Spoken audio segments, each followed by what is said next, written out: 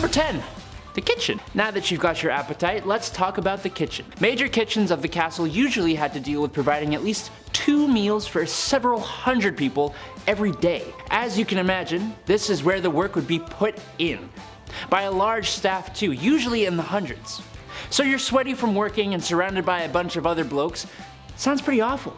But you didn't take into account the amount of heat. The guidelines on how to make enough food for a 2-day banquet include the chief cook having to at least have 1,000 cartloads of good dry firewood and a large barn full of coal to keep the fires going. It's spicy in the kitchen, let me tell you. Number 9. The main hall. The idea of a standing army wasn't exactly a thing during the medieval period, so what you would have is your knights or castle soldiers. And unless there was a barracks, the main hall would often convert to have a bunch of cots in it where these soldiers would sleep. It could also be where your guests might stay, and even your servants if you didn't have a room for either of them. And then it became your dining room. It was also your party room, and your courtroom. It was honestly a pretty versatile room. So much room for activity. You could probably imagine the amount of tomfoolery that happened here though. A large group of sweaty men and women after a feast, and they don't have to walk home because they are staying the night. Nice. Number 8. The pooper. The title says unholy, but this room's main purpose is to have a hole. A hole for people to sit their little keisters down on and drop the kids off. Sometimes down a nice long shaft through the castle that went straight to the cesspit or to the moat. If the moat was a room, I'd probably include it on this list because, yikes. A toilet isn't something you'd actually find in most medieval castles. There are easier places to do your business outside. The garderobe is basically a tiny little closet-sized room with a hole in it for this sole purpose. But they were also used for storage, like when you had visitors. You gotta put their coats and cloaks somewhere. Why not next to where Steve is trying to go potty? Number 7. Dovecotes. You know when you walk down the street and a white colored excrement falls on you from above and you look up to see a pigeon just looking down on you as if it owns your whole existence? Imagine that, times like 2,500 in a circular tower, and you've got a dovecote. These structures actually showed off status and wealth as only the lords were legally allowed to have them. Doves and pigeons proved to be an excellent source of food with their meat and eggs. Their feathers were also valuable, and yes, even their droppings found use back in the day. Doves even had religious value, being associated with the Holy Spirit. Pigeons, on the other hand, are a menace to society and need to be stopped at all costs. Thank you for listening to my PSA. Gotcha, you little rascal.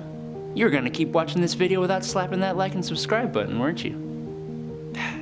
That's fine. I guess you can do that. But gee, we would really all appreciate it if you just gave those buttons a little poke. And then we can poke back with more of these videos.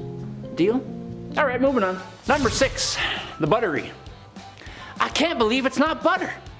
Well, believe it, sister. This has nothing to do with butter. No, in fact, the name actually comes from beer butts, otherwise known as barrels. The room itself was located pretty close to the main hall, where yeomen would serve beer to the people who were too low in the ladder to be allowed to have wine. And it was usually connected to the beer cellar down below. How is this unholy? Because, I mean, I don't know about you, but I've never done a single holy thing after a few beers. Number 5. Bedchambers. Do I need to say more? Actually, yes. See, while the bedchamber was the place where the deed was done, those lucky servants that were allowed to actually stay in this room with their lords and ladies often slept on the floor, wrapped in blankets and soaking up the heat of the fireplace. The castle itself usually had a cold dampness about it, which sounds lovely. So there were often tapestries hanging on the walls to counteract this. The servants on the floor thing makes me think of when you had like sleepovers and you had to tiptoe through all your friends sleeping on the ground to leave the room.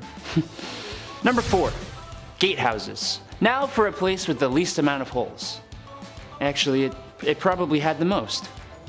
The gatehouse was probably the most fortified structure in the castle. The holes we have here were for the sole purpose of hurling or shooting projectiles. Some were for traps and obstacles. The gatehouse was a house for the main weak spot of the castle, the front gate. And as such, it had to be the most defendable part of said castle. It was also usually the most lavish and ornate part of the castle. If you're inviting Lord Reginald from across the way to your castle, you want him walking through that front door thinking, hey, this guy could absolutely defend against me, but Also, he has impeccable taste. Number 3, the dungeon. You knew this was gonna be here. Don't pretend to be surprised. Well, guess what? It ain't as common as you might think. And it wasn't always a deep, dank cellar in the bottom of the castle. It actually started off as a prison in the tippy top of the tallest, safest tower. Apparently, keeping people in cells wasn't actually commonplace at first. You'd probably just, But, hey, when they did have dungeons, then yeah, they were pretty grim. They were always put in the coldest, darkest, most moist part of the castle. And they were usually just prisons. Number 2, oubliette. Bouncing off the dungeon is a much smaller dungeon, and hey, another hole. Yep, this one is kind of worse than a latrine though. You see, this is a hole that they would actually put people in. Imagine being put in a hole in the ground, where it was too small for you to actually sit down, with a trapdoor on top, too high to reach. That's an oubliette. The word oubliette is actually from the French word to forget, which is what they'd do. They'd put you in this hole and then forget about you to die. Lovely, right? Number 1, torture rooms. Here we are. Now, how many of you weirdos came here for this one? This room is separate from the dungeons usually, not always, but it was at least not very far. Still gotta keep your prisoners cold and dark as you make them squeal for the end, right? Wow, that was dark. This was the room where you'd keep all your favorite tools of the pain trade. Stretched, hung by your ankles, fire, tools of all kind. There were trap doors in some torture rooms too that would lead to dungeons or pools of water. Some torture rooms, like those during the Inquisition, had even thicker walls to keep the screams in. Some of these torture rooms weren't used as often as they think though, as merely having a torture room was enough to get prisoners to give you what you wanted. Alright, can we move on now please? Okay. Number 10, the Dancing Plague. It was a normal summer day in 1518 Strasbourg when all of a sudden patient zero began to twitch and move in a way that was so peculiar. No, this isn't the start of a medieval zombie movie, which actually sounds pretty cool. This was a plague like no other, the Dancing Plague. A dancing woman shortly began to gather a crowd and more people seemed to strangely dance. More people joined in and then it became the Dancing Plague, which lasted for days, strangely. Some were taken in for medical treatment for the strange behavior. Today no one is really sure what happened. Some think it was the devil's work. Scientists today think it could have been a mold-induced psychotic incident, and other people think it could be just classic medieval hysteria. However, I like to think it was John Taverner's newest mixtape. Number 9, rushed wedding. Not all marriages back in the medieval times were for political and strategic gain. Some of it was actually for love. And some of it was extremely spontaneous. There wasn't even an official ceremony for a long time. And if you wanted to get married, the two of you just had to both give verbal consent, which is always a good idea. As you can imagine, this meant a lot of people would be getting legally bonded to each other in the streets, at the pubs, and while together in bed, which taking into account that people were considered old enough for marriage at obscenely young ages, they were not really thinking with their brains right then. But hey, life was short and love was fiery. But because of this, it was kind of hard to prove the whole thing, so we came up with a lovely way of confirming the whole situation. Number 8, Splash Zone. Let's get it on. Ooh, ooh, ooh, babe, let's get it on. Ooh! Man, I love that song. I love the classics. You know, sometimes those moments in life require that special soundtrack. Like when I'm gaming, I love synth pop. When I party, I'm a man enjoy some Drake. How you doing, buddy? And when it's time to get low, I like the official soundtrack of Shrek. What can I say? Cinematic masterpiece. That being said, that's all that needs to happen in those intimate moments. For medieval times and in many places around the world, people would have to watch the signing off of the marriage. This included friends, family, local leaders, and maybe some nobility. You know, just to make sure the marriage went through properly. Gee, honey, I can't wait to go home and consummate the marriage. I figure if everyone shows up at 8, they can leave by 8:05. Maybe 8:02. Just stay out of the splash zone. Number 7, men's fashion. By far one of the best ways to show that you are not one of the lowly plebeians back in medieval times would be your clothes. We've talked about how stripes were the pattern of the devil, but they had some weirder trends back in the Middle Ages. For example, long and pointy shoes were a very big sign of wealth, and the longer and pointier the shoe, the more gold pieces were lining your pocket. Men loved to show off their bodies back then too. But they didn't have BMWs back in the day, so one way a dude could compensate for himself was the aptly named codpiece, which was a pouch attached to the front of a man's pantaloons, perfectly shaped and padded to display their masculinity. It's like that one dad at the beach wearing the Speedo, except maybe a little less nightmare-inducing. Number 6, hairless. Nobody wants to go bald, just ask Jada Smith. Medieval times had different thoughts about this, however. Not only was a receding hairline normal, but that was the thing for ladies at the time. You might be thinking it's all about the waist, the legs, or the booty. Well, not back then. So, if the forehead is all the rage, focus on it, right? Makes sense. How is this done?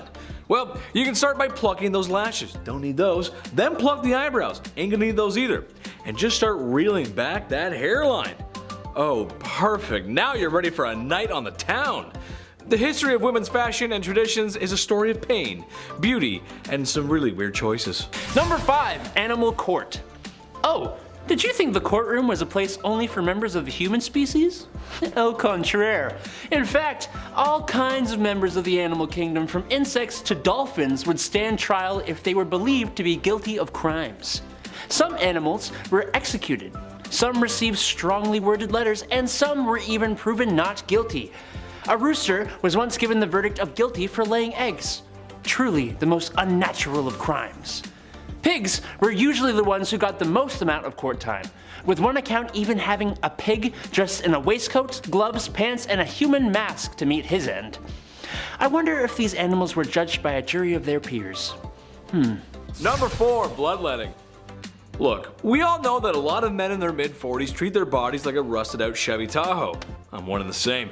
Yeah, it needs a lot of work, but Dad got an oil change, so that makes it all better.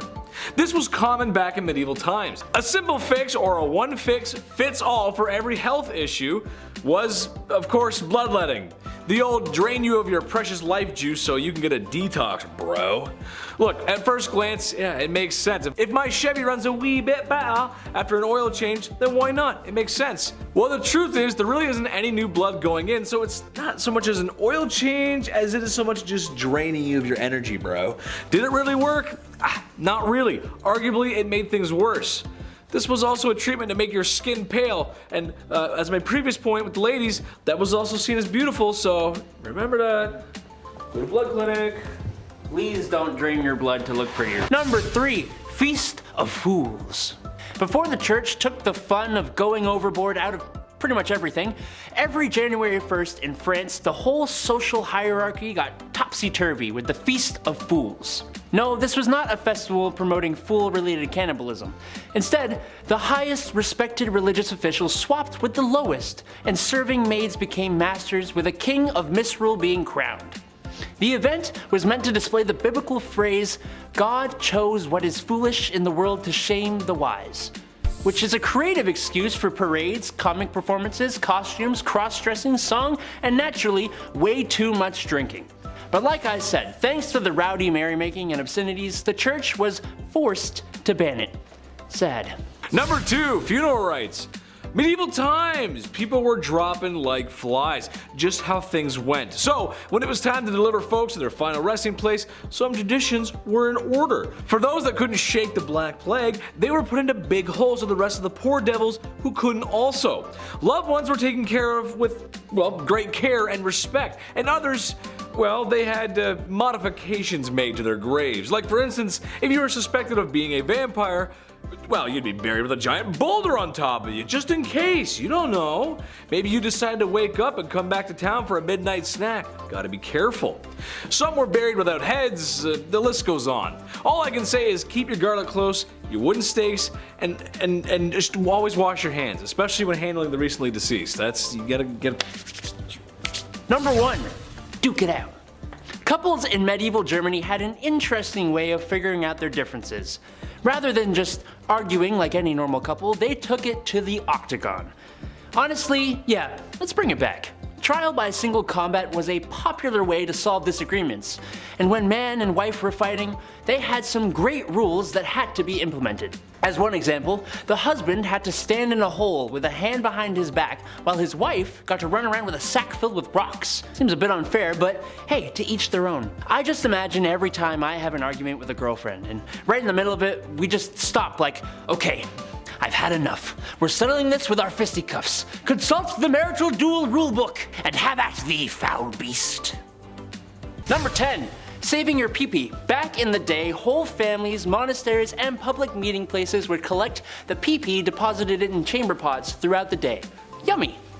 They would take the amassed forbidden lemonade and either donate it, or if they were feeling enterprising, they could sell the wee-wee to the town tanner or fuller. You see, the warm yellow liquid was used for the process of dyeing textiles and in the tanning of hides.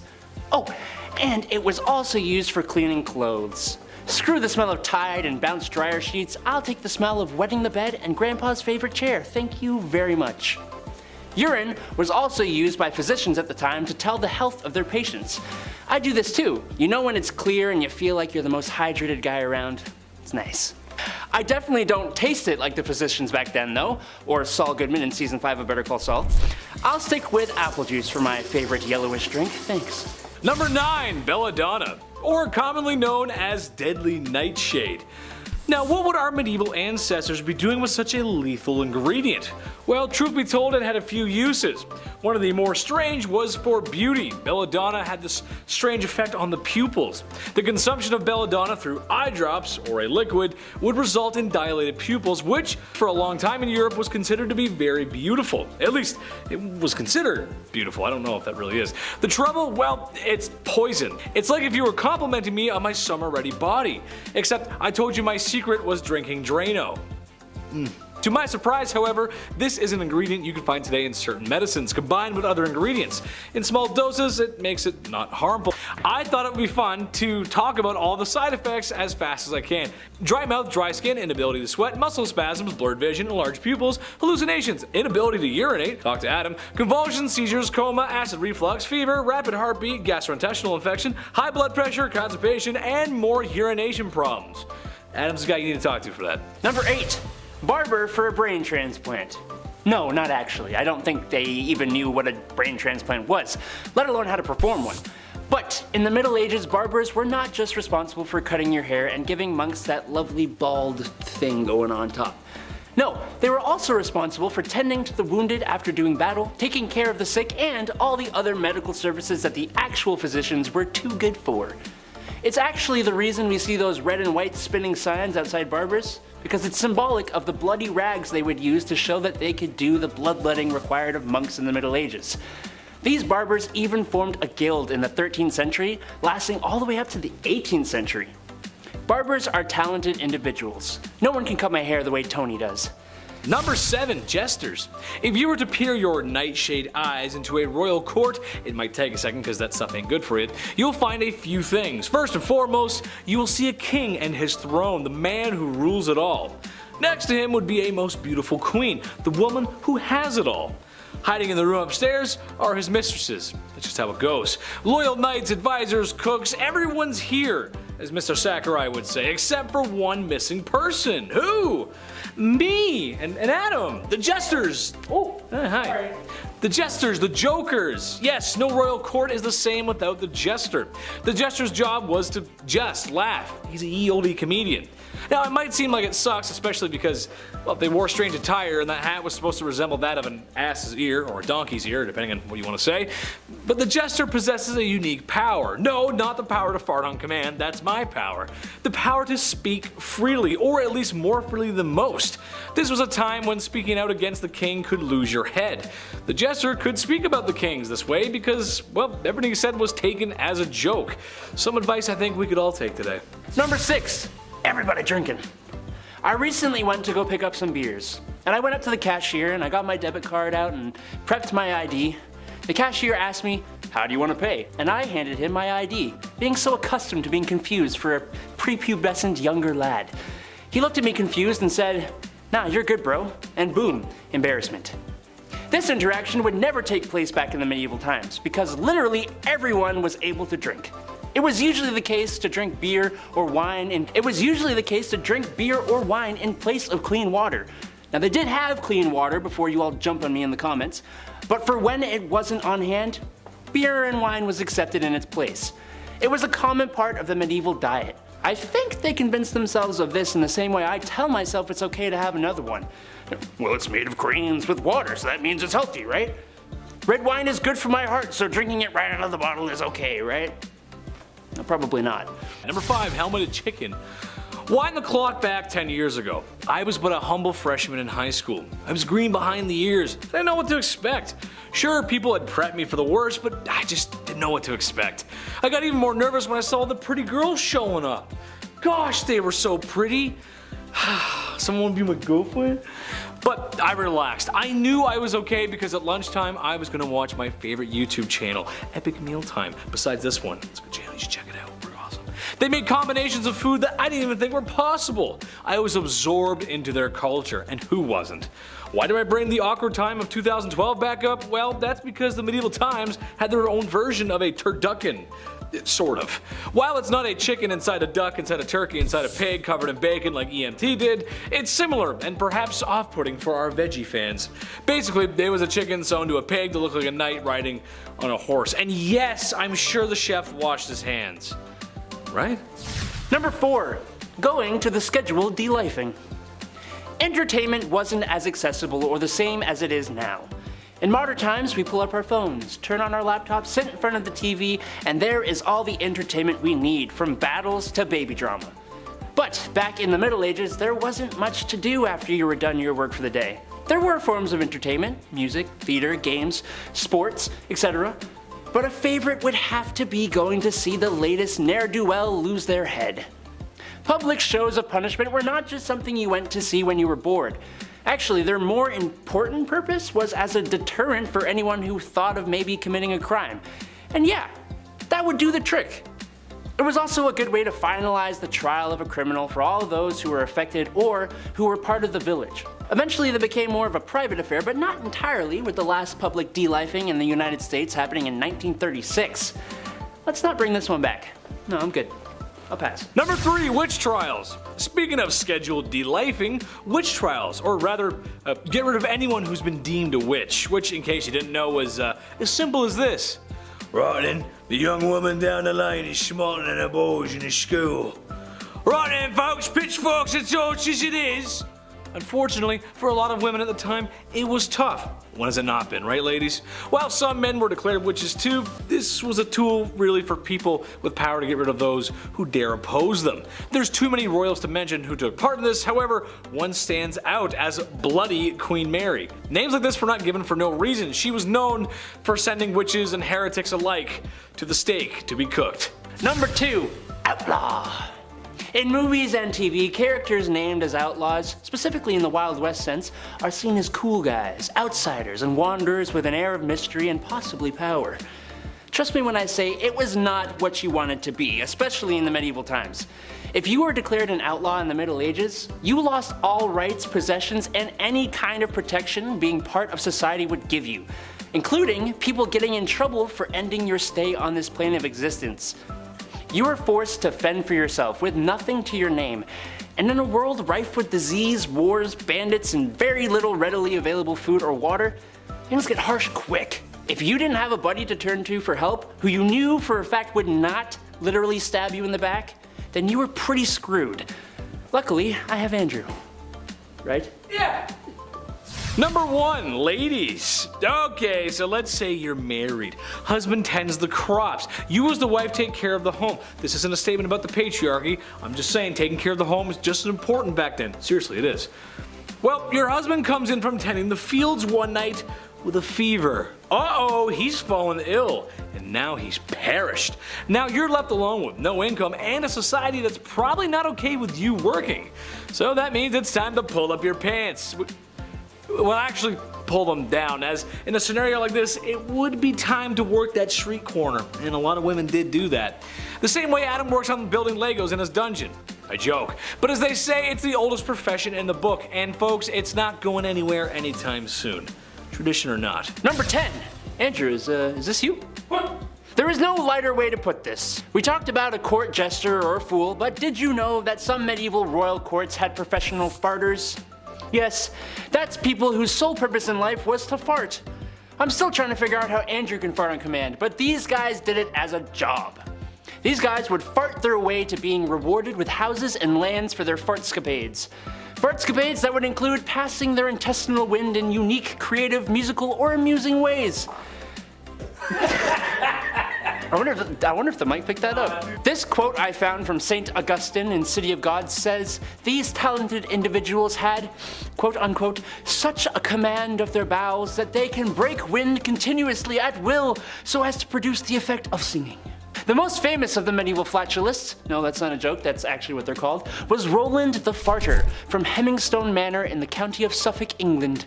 In the 12th century, who could shoot water up to 5 feet. He could squirt water out of his bum while farting. Ready? Want some water? Number 9, arranged marriages. Today, the marriage industry makes millions every year. Flowers, design, and of course, the bridal dresses. It's a good business, especially once the weather starts to warm up. You got options today, ladies. Sleeves or no sleeves, veil or no veil, and thousands of other dress designs that I simply just don't understand. But the beauty of it all is that you get to marry the man of your dreams. Hi. I'm not the man of their dreams, let's be honest. Or at least the best smelling one in your social circle. Definitely not me. However, for the ladies of the past, they sometimes didn't get to pick their man as her family or royal court would. A lot of marriages, especially on the high-ups, were often more of a political move than that of a romantic one. Sure, marrying for an alliance sounds cool, but man, dinner time would be like a blind date every night. That's just super awkward. So like where are you from? What's going on? Yeah. Number 8, keys to the city. You know when people say that someone got the keys to the city as a way of saying that person can do whatever they want? Well, that came from the medieval times. You see, back in ye olden times, if you lived in a walled city, when nighttime hit, they locked those gates up tight. Don't want some slimy bandits, enemy soldiers, or unwanted flatulists coming and going in the city in the dead of the night. Someone who was particularly well liked or who had done something noteworthy to gain the respect, trust, and admiration of the people would be given a key to the city, giving them the free reign to come and go as they please. We actually still do this, but obviously most cities don't really have walls anymore, so it's more of a symbolic thing, like, hey, you're great, have this little key that opens literally nothing. You're welcome. Number 7, graveyards. If you're like me, then you've seen enough zombie movies to know that hanging around a graveyard is the last place you want to be. It's their spawn point, duh. And every time you drive by a graveyard, you think to yourself, some zombie-related thoughts, but dare not tell anyone for fear of sounding like a weird guy for talking about zombies rising out of the graves because it's sunny out and that just sounds like a Tale from the Crypt episode. Well, medieval people didn't have fears of George A. Romero's movies or that weird corpse guy in Tales of the Crypt Keeper, as people like to hang out in the graveyards. Weird, I know. In medieval times, they were just a part of the town. There weren't really a lot of fences or like barriers. Sometimes there would be plays, small festivals, and even shops set up in graveyards since graveyard shops pay no tax. I guess you could say shop till you drop. All bad impressions aside, I'll stay away, especially with the diseases going around back then. Number 6, cat burning. Excuse me, here, Medieval people just hated cats. A lot of the ye old people thought cats were symbols or allies of the big red with the horns. And yeah, they aren't the most pleasant of animals, but I love my cat. Yeah. Not that one. Unfortunately, in the Middle Age France, it was custom to burn a barrel full of live cats over a burning fire every Midsummer's Eve, as people shrieked with laughter and danced around with glee. French kings often witnessed it and even ceremoniously started the fire. But they did much more than that too, like King Charles IX, who threw a live fox onto the fire for added variety. Or in 1648, France's King Louis XIV, then aged just 10, lit the tinder on a large bonfire in central Paris, then watched and danced with glee as a basket of stray cats was lowered into the flames. A man who wrote to his brother about the celebration of coronation of Queen Elizabeth I wrote, "Last Saturday, the coronation of Queen Elizabeth was solemnized in the city with mighty bonfires and the burning of a most costly pope, carried by 4 persons in diverse clothing, his belly filled full of live cats, who squalled most hideously as soon as they felt the fire." What the hell? Number 5, castles. Besides a knight in shining armor, what's the first thing you think of when you think of medieval times? Castles! Yeah, obviously. Yes, I'm talking about castles, but bear with me here, just hear me out. Okay, so when we were kids, we all wanted to live in a huge mansion, right? I mean, who doesn't? I wouldn't though because, well, it would be a pain in the neck to clean. As you grow up, you start thinking about weird things like that. It would be really difficult to clean. But it's a common wish nonetheless. Well, castles basically are medieval mansions, except with a little twist. These castles are also designed with military strategy in mind. So imagine, if you will, you have a world where your parents have a mansion, but they had to add guard towers and an armory and a battalion of soldiers just in case the next kingdom over gets a little too frisky. The positioning of the castle was also very important too. Some built by the coast, on top of hills, and even some inside of mountains, all in the name of protection. To me, that's like some Purge level reality where wealthy homes have to be built with defenses in mind. It's kind of messed up. Number 4. Fair. Punishments for crime in the Middle Ages were different from they are today. Capital punishment happens now still, like it did then, but we don't really put people into exile so much anymore. Unless you count the prison system, but that's another conversation altogether. Back in medieval Ireland though, someone who de-lifed someone else and was judged to be guilty was given to the deceased's family as their unwilling servant. That is, if they failed to pay the oodles of money required to buy their freedom. As we know, people who were forced into manual labor were not treated too nicely, and they pretty much had no rights at all, being seen as property more than an individual. This means that the family that now owns said person could do whatever they wanted with them. Their life was basically forfeit. Now, if the person who ended the life of one of your beloved family members was now given to you to do whatever you wanted with them, what would you do? Yes, me too. Probably. It seems fair to me. Leave the punishment to those who are most affected by the crime. Number 3, Shark Week. Aunt Flo. She shows up sometimes during those delightful few days that ladies have. I hear you, I know. I'm not a lady, I don't know why I said that. I'm just trying to relate to the audience. But have you ever wondered how things were dealt with before the modern world of feminine hygiene products? Today, you got options, but back then, well, they didn't really exist. Ladies had to come up with methods and honestly, the beginnings of what the products would eventually evolve into. A lot of times it was extra cloth or rags were used, perhaps where the expression on the rag may have come from. Now, I have no issue talking about this because it's natural, it's a part of life. I'm a grown-up, dude. The tradition of this point is in the tradition of hiding it or being ashamed. That's what started in medieval times too, unfortunately. And sadly, it's carried over to today just a little bit. Some even consider cramps to be a punishment for Eve's original sin back then, which is just so stupid. Things have gotten a little better, but I think you can all agree with me, ladies. It's time for everyone else to grow up a little bit. Number 2, trick or treat, it's Christmas. What? Sorry. In Northern Europe and Scandinavian countries, Yule time meant adopting the tradition we are familiar with from modern Halloween. Dressing up like your favorite spooky characters. Or what it is now, trying to one-up your friends with the hottest insert occupation here costume you can. They didn't dress up as sexy cats or nurses though. But from the day of Christmas to the 12th night, young men would dress up according to, quote unquote, the old fashion of the devil, and go around in the night scaring people in the streets. These young spunky lads would go about as ghosts, trolls, or other strange creatures, and in the 16th and 17th century, some men would even dress as the Yule goat, terrifying children and coming into people's houses demanding cake or cheese, then pleasantly thanking them if he received something, or whacking them with a stick if he didn't. Then the goat would just hop on out of there like this. That was cute, dude. Thanks, man. Number 1, Lord's Right. This one is just so messed up. Okay, so back in the medieval times, imagine if you will that you've just been married to a beautiful woman. Just finished walking down the aisle and the local lord of the land makes a surprise appearance at your wedding. At first you bow and welcome his lordship. That's when he grabs your blushing bride-to-be and looks at you with the snobbiest look a royal could and says, "Sorry bud, Lord's right, gotta take her for a test drive."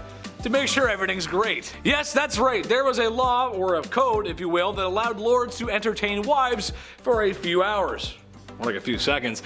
You must also imagine this is a time when speaking out against lords for doing so would not have bode well for you or your wife, so let's just go along with the plan. Number 10, hedgehog. I bet all the things you thought people ate back then, you weren't expecting hedgehog. I know I wasn't. This is medieval times, however, and sometimes food ran short. Sometimes you gotta do things you wouldn't normally do, and that includes eating a poor hedgehog. It starts by ending the life of a porcupine or hedgehog via the neck.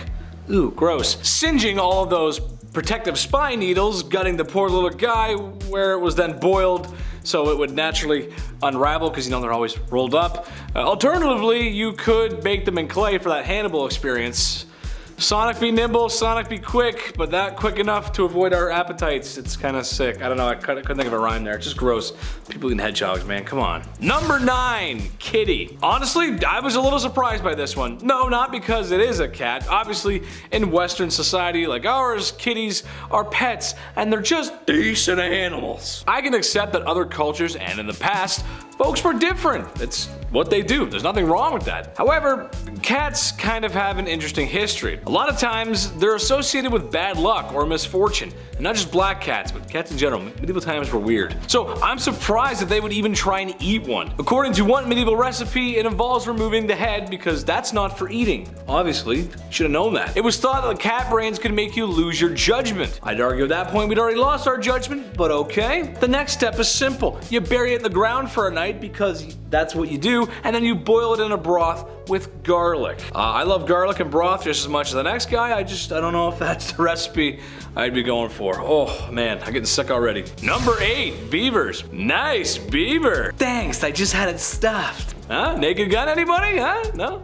I love Leslie Nielsen movies, what can I say? One day, folks, I promise I'll be there. Speaking of Canadian icons, beavers. It's my national animal, and if you end up on fairgrounds, you can almost bet you will find a vendor selling fried beaver tails. The northern states will know what I'm talking about, but for the southern and western states, who for sure eat this but have a different name for it, it's fried dough. It's not actually an actual beaver tail. Beaver tails are delicious, especially with a Nutella spread. Oh, that's my favorite. The hot Nutella, it's beautiful. However, in medieval times, beavers were quite popular. It makes more sense than you think. They were already valuable for their furs, and apparently, well, they were sought after for the round boys. You know what I'm talking about? Cough here. The trend of gotta do what you gotta do is gonna come up a lot on this list. That's just kind of how things go. There's an animal, you're gonna eat it. That's it. Number 7, roasted swan. This one is supposed to be a delicacy. Roasted swan. You just go to the park and see those swans floating in the pond and you think to yourself, yeah, I'd like to roast and eat those birds. Kind of a weird thing to think, but okay, sure. I know swans can be aggressive, but damn, okay. Anyway, more disturbing than daydreaming about eating unusual poultry is what medieval people did to prepare swans. One recipe calls for its guts and vinegar to be used in bread making. I think we'll skip on that one. And another one where the skin is removed, roasted, and then the skin and feathers put back on the bird, so you put it back on the dinner table for like a show and then peel it back off. It's strange. I feel like that's not very sanitary. I feel like the feathers are the dirtiest part. You always have to remove the feathers, don't you, Chris? I don't know. It's weird. Number 6, sheep's business. When you've trimmed all the meat and you're staring at an animal's piece of deal, there's only one thing left to do. Wash it, clean it, stuff it with 10 eggs, milk, fat, and roast it with ginger and cinnamon. Sounds yummy, honestly. I just wish it was a better, cut of meat and not the sheep's meat. Like I said, it's a case of you gotta do what you gotta do. I know today there are some dishes involving the undercarriage of bulls, and I hear it's good, but you can't blame me if I'm a tad skeptical. So that one was all about a sheep's his gabagool, his Wiener von Schnitzelminer. Number 5, garbage stew. Ever walk down the stairs and say, "Mom, what's for dinner?" And she says, "I don't know," but pulls off whatever she's got from the fridge and the pantry and makes a great meal, even though deep down inside she hasn't been grocery shopping because she got into the wine, but acted as if she had everything under control when she totally didn't. Shout out to all the moms out there who do great work. You're the best. Way to go, moms. Well, that's what medieval garbage stew was, minus the whole mom part. It's a little bit of everything and anything and everything that's left over. Guts, chicken feet, leftover salt, spices, if any were available, livers. You get the point. It's kind of gross, but at some point, after trial and error, you'd probably come up with something delicious. Enough garlic and broth, maybe a little bit more kitty. Throw in some sheep gabagool while you're at it. Why not, Number 4, helmeted chicken. Working 9 to 5 is hard. It takes tough people, both blue and white collar folks with grit to wake up every morning and get the job done for their families. This is true of peasantry in medieval times. It was tough, but someone had to do it. So imagine, if you would, how you would feel after grueling days of work in the fields, defending your farm from foreign invaders and maintaining a family. That's a tall order. After all that, you find out that royalty have been having extravagant dinners and meals and having meat every meal, which is kind of rare for peasants. It wasn't that common. Not only are they having meat, but they're having multiple types of meat at the same dinner, and on top of that, they're sewing poultry on top of pigs to make it look like it was a knight in a coat of arms riding into battle. Just like a turducken, because they're bored, and that's what a helmeted chicken was. Boredom. Crazy. People are starving outside, and they're like, we should sew the chicken and the pig together. Number 3, humble pie. I'll cut to brass tacks on this one. I've never had venison before, but I hear it's good. I'm willing to try it. I like trying new things. Then I can say no, you know?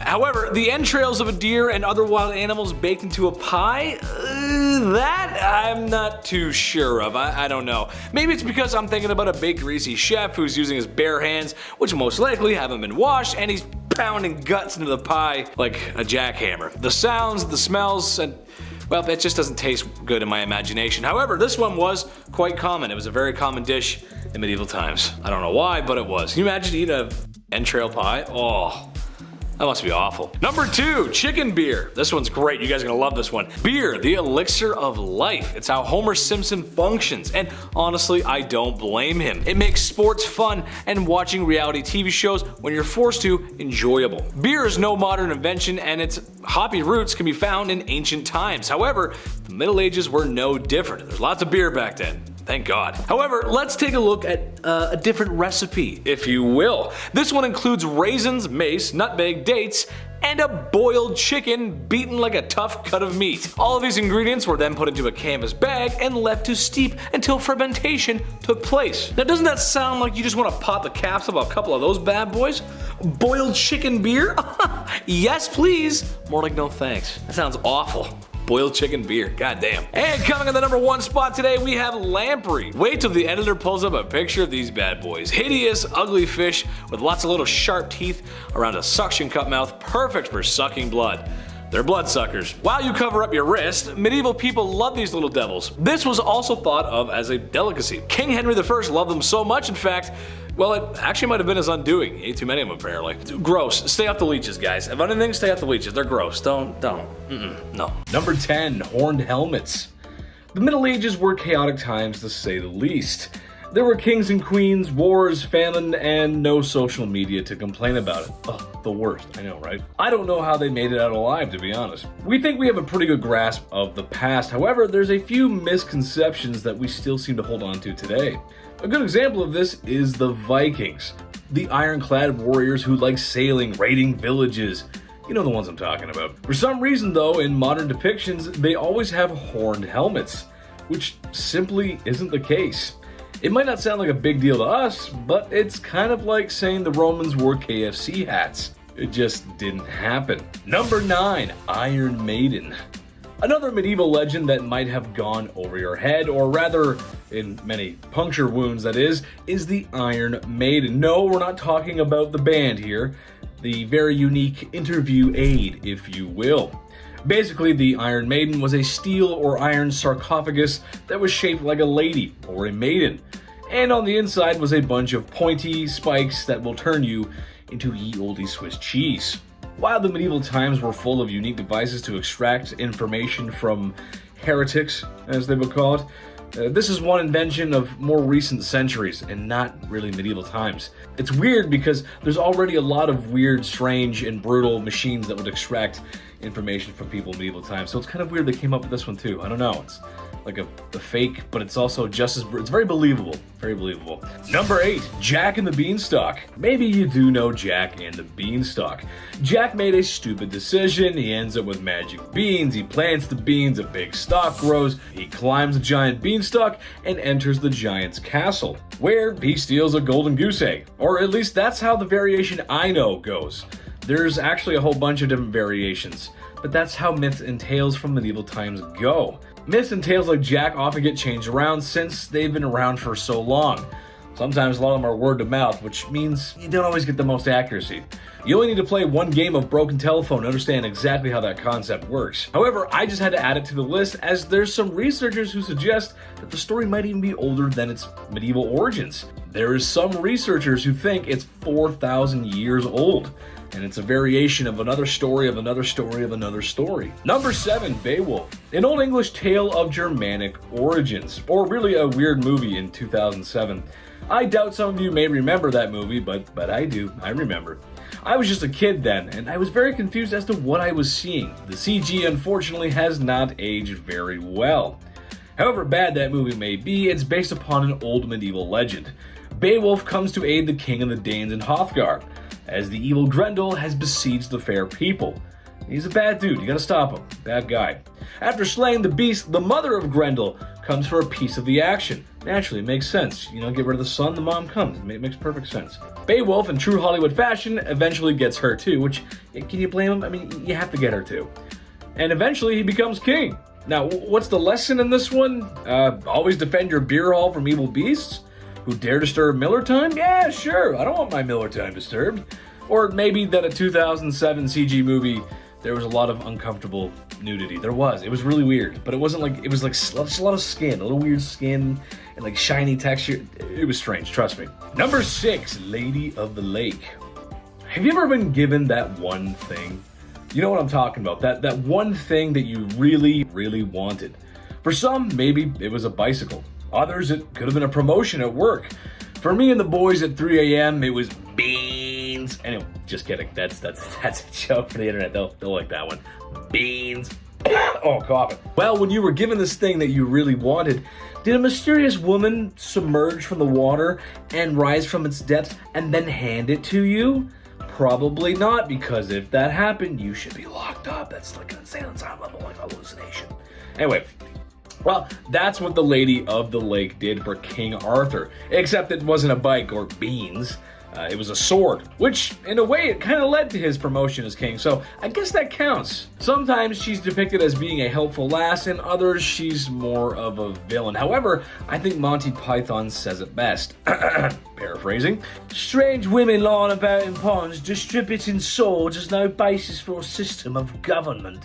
Supreme executive power derives from a mandate of the masses, not from some farcical aquatic ceremony. You can't expect to wield supreme executive power just because some watery tart threw a sword at you. What he said. Number 5, Joan of Arc. You might have heard the name, but don't know the story. This one is really cool because she actually existed and she became a legend and a myth. It's pretty cool. So the story goes back to medieval times when France and England were at it again. It's a pretty common theme in European history. They fight a lot. However, this time France was losing bad, real bad, to the point where the King of France needed a miracle. Well, little did anyone know that their miracle was in the shape of a teenage peasant girl. Supposedly, she got a message from the heavens saying that she was the savior of France. Well, they let her fight, and not only did she lead with excellence, but she actually turned the tide of the war.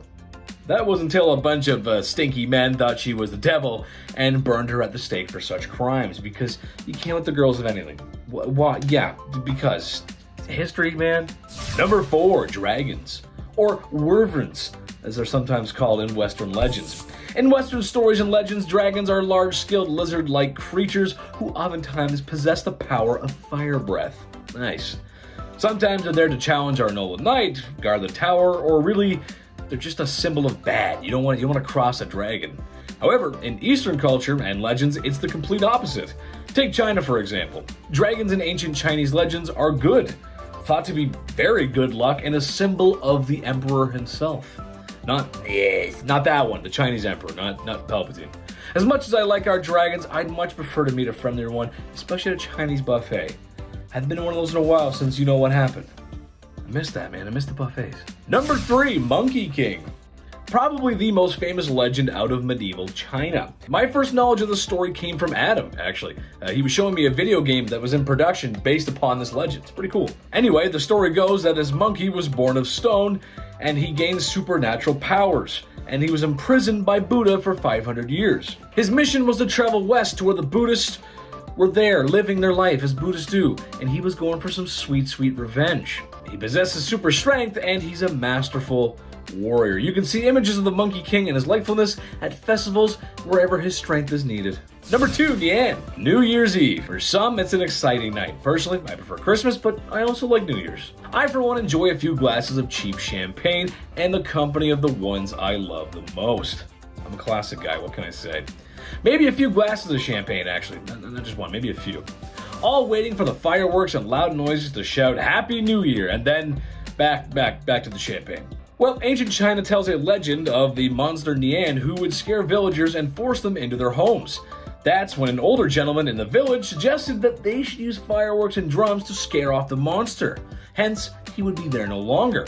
Well, it worked, and they were able to vanquish the scary beast in all that noise and loud confusion. It's why New Year's and fireworks are such a big deal in the land of the East. Makes a lot of sense, actually. Scare off the demons, scare off the bad energy. And number 1, this one's really weird. Number 1, Chinese zodiac.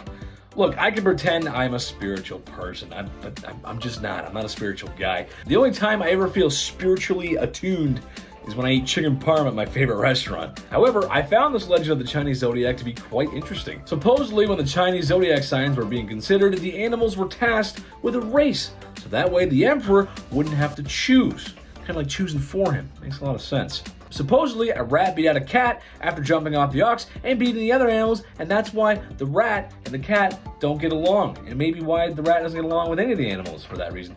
I, however, think it's related to the bubonic plague, but I could be wrong. Interesting story nonetheless. Number 10, divorce. Today, divorces can go either which way. Way 1, it's a brutal, awful experience for everyone around you. Words are exchanged, properties fought over, and by the end, 2 lawyers are a couple grand richer, and now the kids get to say dad's house and mom's house. Wow, sounds awful. Or it can be a more pleasant experience where both parties mutually agree it's no longer working out, and they do their best to have a peaceful separation on everyone's behalf. That's nice, and it does happen sometimes. Well, medieval marriage and divorce looked a lot different. Who would have thought? 800 years ago, who would have thought? The main part of divorce really was just being the annulment of the marriage, assuming it was allowed. Rules changed depending on when and where it was. Whereas today, like my long-winded joke at the top of this segment, there's much to consider in a divorce, especially the estate. That's probably the main thing is the stuff. It's all about the stuff. The marriage itself is the least of people's worries today. But back then, it was just about just not being married anymore. I want the bricks in the house. Like, what are you gonna, in medieval times, what are you gonna fight over? Like, I want the cows is mine. Number 9, off with the head. Another way to solve the issue of divorce and marriage was to get rid of your spouse. The same way Polly Walnuts got rid of Mikey Palmis. Gabish? You know what I'm saying? Most famously, King Henry VIII dispatched a few of his wives as the church really gave him no other way out of the marriages he found himself in. So, you know, off with the head. However, I think it's important to note that King Henry wasn't the only bloated throne sitter to have his wives dealt with soprano style. Things weren't exactly fair for women back then, or at all. Least of all, the law. It didn't have everyone's best interest and justice in mind, especially women, so there was a good chance that if the king didn't like you, you were gone. Happened all over. Number 8, adultery. There you were, standing like a wallflower at your town's clubhouse. Ours was called the Lions Club. You know what I'm talking about, small towns. Wearing a little old thing your sister lent you. Cowboy boots clatter as the music gets quieter. Then a handsome young man wearing jeans all over took you by the hand. Oh, romantic. You've been together ever since. I'm sure I literally just nailed that for some people. That's pretty much how they're married now. Except now he's not as charming. Now he's got a beer gut and he farts in his sleep. Ugh. Oh well, that's married life. I'm sure the medieval people went through a very similar process. What am I getting at? Well, when you get married, it means you're with that person forever. That includes the bedroom. Well, kings and queens of ye olde times ignored that rule. Besides the obvious political reasons for marrying, which I'll get to later, what was the point of marrying for love if you're just gonna have 30 mistresses or a secret lover?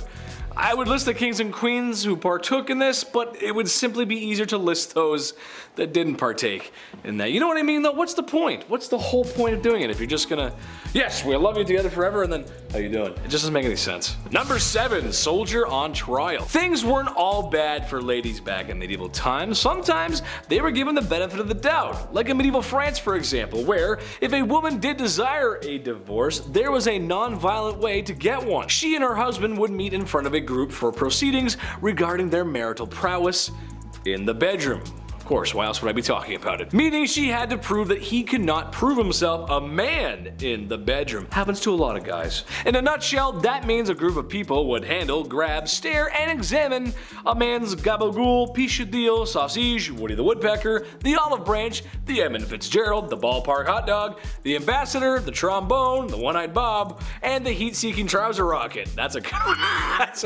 You guys get the point. It was a very embarrassing process, but if he couldn't produce results in front of prying eyes, then, well, that means she's leaving. Can you imagine that? Number 6, no Irish grandma. In society, we've decided that there are rules and laws, and rules that really just need to be followed in order to have an effective society, like no harming others or laws that help keep us safe.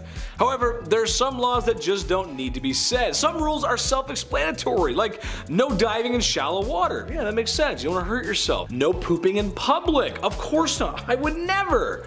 I promise. And you can't marry your nan. That's right, you can't marry your nan. Yes, that's right. A law from medieval Ireland hits us with a marriage law stating that no man shall marry the wife of his granddad. You see, that's one you didn't have to tell us. We knew that. I knew that. Everybody knew that. Marriage laws were changing at the time because of English rule, and a lot of other laws were changing too, but the close family nature of their marriages, well, things get a little confusing. It was just about the time. I'm not allowed to say I don't think, but it was in.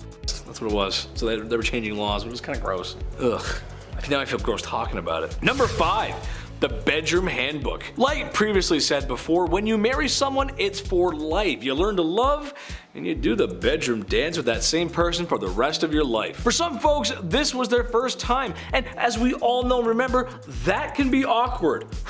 Well, imagine if you had a booklet or an instruction manual on what to do when that time comes, like a Lego manual. Although sometimes even those can be a little confusing. I always have to count the pieces. I get it confused. Well, some churches back in the oldie times were doing such a thing. The Summe Confessorum, as it was known to be called. It detailed exactly on what days were allowed to make the devil's dance possible. By the time all the rules were read and followed, you were boiled down to a small window about once a week, or sometimes none at all. And especially not on Sundays. Ooh, you better not do that on Sunday, man. Ooh, that's the wrong time to do it. Never do it on Sunday. Number 4, Dragonborn? This is actually kind of cool. So, in Viking and Norse weddings, there was a very unique tradition. We'll call it a tradition where the very handsome and brave groom would be tasked with a quest. Like something right out of Skyrim, actually. The groom was tasked with entering his family tomb and retrieving and or placing a ceremonial blade that acknowledges him tying the knot. Now, is that as cool as fighting off drogers and emptying literally every urn you see in search of gold and amethyst? No, it's not. However, I can't recommend entering anyone's grave before the invention of modern medicine. It's just not a great idea. But still cool nonetheless, hence it's on the list. Listen, I just got married. You on Grandpa's tomb, go grab that knife, just go in there. Just go Grandpa died of smallpox. That's okay though. Go in there and grab it, no problem. You come out, I got it. Anyway, number 3, royal weddings. While poorer class citizens did sometimes marry for love and support, and to have someone to go through life with, as being a woman on her own back then would prove to be quite difficult. Sometimes difficult more than it should have been. Medieval times set a very troubling precedent for those at the top. A lot of times, princes, princesses, kings, queens, and really anyone who held power or land were oftentimes married off to benefit that of a nation or a kingdom from which they came. In a nutshell, these marriages were political agreements, not holy matrimony, if you can call it that. Many times in history, nations swapped sons and daughters in order to save a little skin. Some marriages might go sour over time, but imagine one that you didn't want to be in from the start. Oof. And if you speak up, your whole kingdom might collapse. Yeah, not a good time, not a good scenario. Number 2, witnesses. I've talked about it before, but it still doesn't make it any better or easier. Every person you see walking around today was created by a couple things. 2 people, a Barry White record, and a little bit of friction. Unless you're a test tube baby. Sometimes, like you're a clone in Camino, you know what I mean? And Star Wars, you know, the big tube thing? Anyway, that's life. However, a lot of these moments are private, and they probably should be private, unless you're an exhibitionist or something. That's how you do things. Well, a lot of times for a marriage to become official, established members from your village or community would come and watch you consummate the marriage. Yes, that's right. Mom, dad, the bishop, heck, maybe even the gravedigger down the road because he's got an important job. My question is, what do you say when that's happening? Do you cheer? Do you laugh? Do you Way to go, kid. That's my boy. What do you do? It's so gross and Close the door, Dad. Number 1, divorce by trial. My personal favorite on this list, divorce by trial or divorce by combat. Either or, same thing. It's exactly what it sounds like. What if divorce court had a little less paper signing and a little more club swinging? Sprinkle in a little bit of Hunger Games and bam boom, you got yourself a medieval divorce. It was a fight until you had to call Dompe the gravedigger. The wife had a sling and a stone, the man had a club and was stuck in a hole waist deep just to even the odds. May the better spouse win. Whoever was left alive afterwards got to be live free, and then now they were divorced because the other spouse was no longer breathing. Who would have thought? Who would have known? That's crazy. Kicking off our list at number 10, rat poison. Yeah, this one's pretty gross right off the hop. During the 16th century, it was common to fill your house with arsenic trioxide to keep rats from your food supply, right? You don't want those guys hanging around. They're bringing the plague in, a little nasty. Barbara Gilbert of Leicestershire, she thought that she was grabbing flour and ended up mixing this stuff with milk. That was a really bad mistake. She thought she was preparing a meal for her family when really she was about to poison them. Now, it's horrible to say, but Barbara, she took a sip, thankfully, before her family, and then she was thankfully the only person who lost their life because of this, poison that they made. It's tragic, but it could have been much worse. Everyone dying because of a rat poison plague, that's pretty horrible. But it happened again in 1599 when Margaret Morland thought she was giving her husband ale. Really, it was arsenic trioxide and water, aka not ale. God, that would really suck. What a horrible mishap. Number 9, famine. Back in medieval times, food supplies solely relied on good weather and proper harvests. And obviously, lack of rats definitely helps. If the seasons were dry, people of course starved. More often than not, common folk would survive on rations of berries, corn, and wheat. Now, the lack of food, of course, led to disease. Now, if they didn't starve to death, illnesses like tuberculosis, smallpox, typhoid, influenza, and mumps often did the trick. The Great Famine of the early 14th century was historically awful. Between 1315 and 1322, it rained for 150 days at a time. That's a lot of water. Western Europe was a mess. These conditions took the lives of 15% of England. Farmers couldn't plant or harvest crops, and the winters during these years were historically bad as well. Insane rainfalls and severe freezing. We're still struggling to adapt to weather changes today, but imagine the dark ages. Weather sucked every day. It was horrible. Number 8. Weather witch. Aside from that little ice age I just referenced, what was the weather like for most of these medieval travelers? 5 seasons of Game of Thrones. They talked about winter coming, but what were those winters really like? People in the 1400s believed that bad weather could be caused by the behavior of wicked people, like killers, those who sin, incest, that was a pretty bad one. Game of Thrones would have been screwed off the hop. That would have been a lot of horrible weather. Even family arguments were to blame. You talk back to your mom, next thing you know, the crops are frozen. Nice, way to go, Eric. It's on you. Now, this eventually linked back to blaming witches or sorcerers who some believe could control the crops and or weather. Yeah, sorcerers controlling your crops, imagine that. The Malleus Maleficarum, published in 1486, this book straight up references a witch that would fly in the air and create storms. Yeah, with effects that took lives of animals and farmers. No thanks, I'm glad we don't have any of those floating about. We just have drones now, which are just as annoying. Number 7, Jesus take the wheel. With witches to blame for hailstorms, who do we turn to fight the powers of evil, right? How do we get some goddamn crops back in the game? From the 14th to the 16th century, the ice pack grew around the world. Weather was changing in a drastic way, and by 1550, there had been an expansion of glaciers worldwide. Everyone thought that it was witches causing it. It's like, no, just plain old science. Back then, the general public didn't know what was happening. They didn't have Neil deGrasse Tyson explaining the phenomenon on a podcast. So people in the medieval times would perform rituals for harvesting crops in hopes that something would change. There would be special prayers, charms, beautiful services, all to ensure proper weather and fertility of the fields. Certain saints, like historical saints, they were believed to protect against harsh conditions. To protect us from the frost, we had Saint Servais, and to shield us from the winds, we had Saint Clement. And to fight back against drought and the rains, we had the one and only Saint Elijah, or Elijah. The power of the saints and the Virgin Mary were believed to protect against storms and lightning, so that's like the medieval version of the Avengers, I guess. 'Tis the season.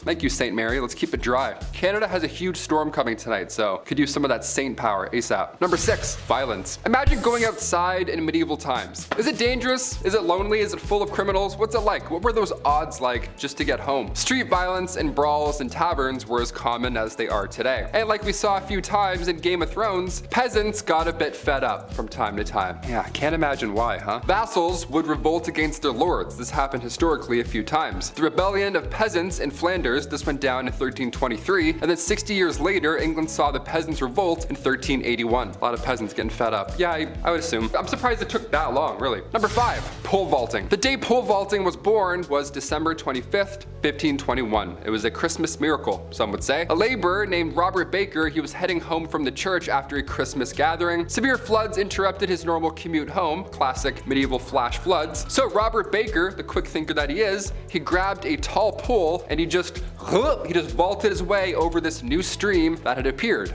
And then he continued home. He just carried the stick home and he was like, what have I done? What have I invented? Now at Bumblebee, we don't recommend this as a commute. Don't pole vault over things in general, unless you're a professional, don't do that. Because later on, when attempting that same stunt, Baker's pole snapped mid-leap and he ended up drowning. Yeah, the poor guy bridged to Terabithia himself. You don't want anything to happen like that. That's really bad. Again, in 1540, a similar case. Somebody tried to leap over a pond, but the pole wasn't strong enough and it broke and they drowned. Do you pole vault? If so, comment down below how scary it is to learn, because I'm interested. I don't know. Number 4, falling bacon. If they ever made a Final Destination movie that takes place in medieval times, that'd be an odd pitch. This would be the opening scene, for sure. This is crazy. Not sure how true this is, but if so, oh boy, my palms are sweating. It was February 12, 1543, and Elizabeth Brown was working as a servant in the household of a man named Hugh Talmash. Now this was over in Huntingdon. Things were going swimmingly, I guess, until a tragic accident occurred. Elizabeth was the victim of a freak accident while sitting by the kitchen fire. A massive unsliced chunk of bacon was suspended in the chimney above her to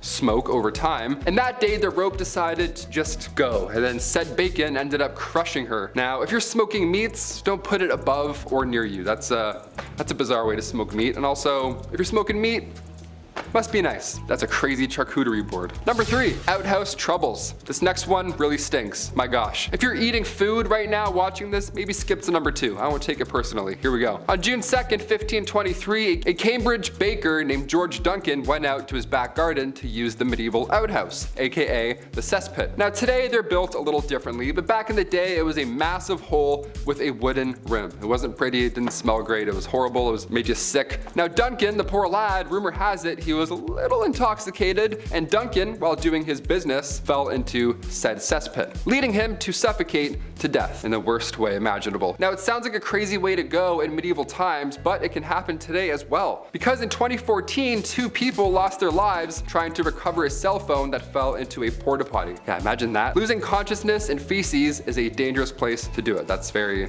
horrible. That's a horrible way to go out. That's the worst way to go, I think. That's the worst. Number 2, clocks. Yeah, if you think a piano falling on your head is insane odds, now imagine a clock. Welcome to the medieval times. The 16th century saw the beginning of clockmaking, and early on these things, they were units. They were massive. Great-grandfather clocks, these early mechanical pieces, they were made of metal and were chock full of machinery. Weight equals danger, and in 1513, a man named John Townsend was holding an iron clock, very proud, when all of a sudden it slipped from his hand and it hit the young man right next to him. William Brett. It hit him right in the forehead, and the next day Brett died of his injuries. The guy died because he got hit with a clock. What a way to go. And finally, number 1, horse racing. I think it's general knowledge at this point, but standing near a racehorse equals not a good idea. Right, you heard it here first on Bumblebee. January 16th, 1540, 2 riders named Henry Headlam and Brian Newton, they were racing back and forth along a wall in a garden right outside of London. Casual medieval time stuff, just racing horses. Now, Newton's horse was going quite fast, and Newton didn't realize that he was approaching an elm tree. Now, his head hit a branch from the tree, and he broke his neck and died the next day. Now, right after this first tragic death, racing was seen as a danger to spectators and riders. More than fair. Riding a live animal at top speed, yeah, that's obviously a little bit dangerous, I would assume. But then in 1534, Jane Jonies was just watching, not even riding, she was watching horse racing, and then out of nowhere, a horse trampled her. Yeah, 4 days later, her injuries got the best of her. So if you're watching any live horse racing this afternoon, I don't know, have some distance maybe. Move up a couple of seats in the stands. Horse racing is big in Ontario for some reason. I don't know, we have like one big one, constantly busy. Kicking off our list at number 10, the London tornado. We've all heard about the Great Fire of London in 1666. So let's talk about another horrible event from history, shall we? That's why I'm here after all. On October 16th, 1091, harsh winds from the southwest took out more than 600 houses and a handful of churches. There was a mighty tornado. The Church of St. Mary was a rather unholy place to be on that specific day. The tornado killed 2 men in this building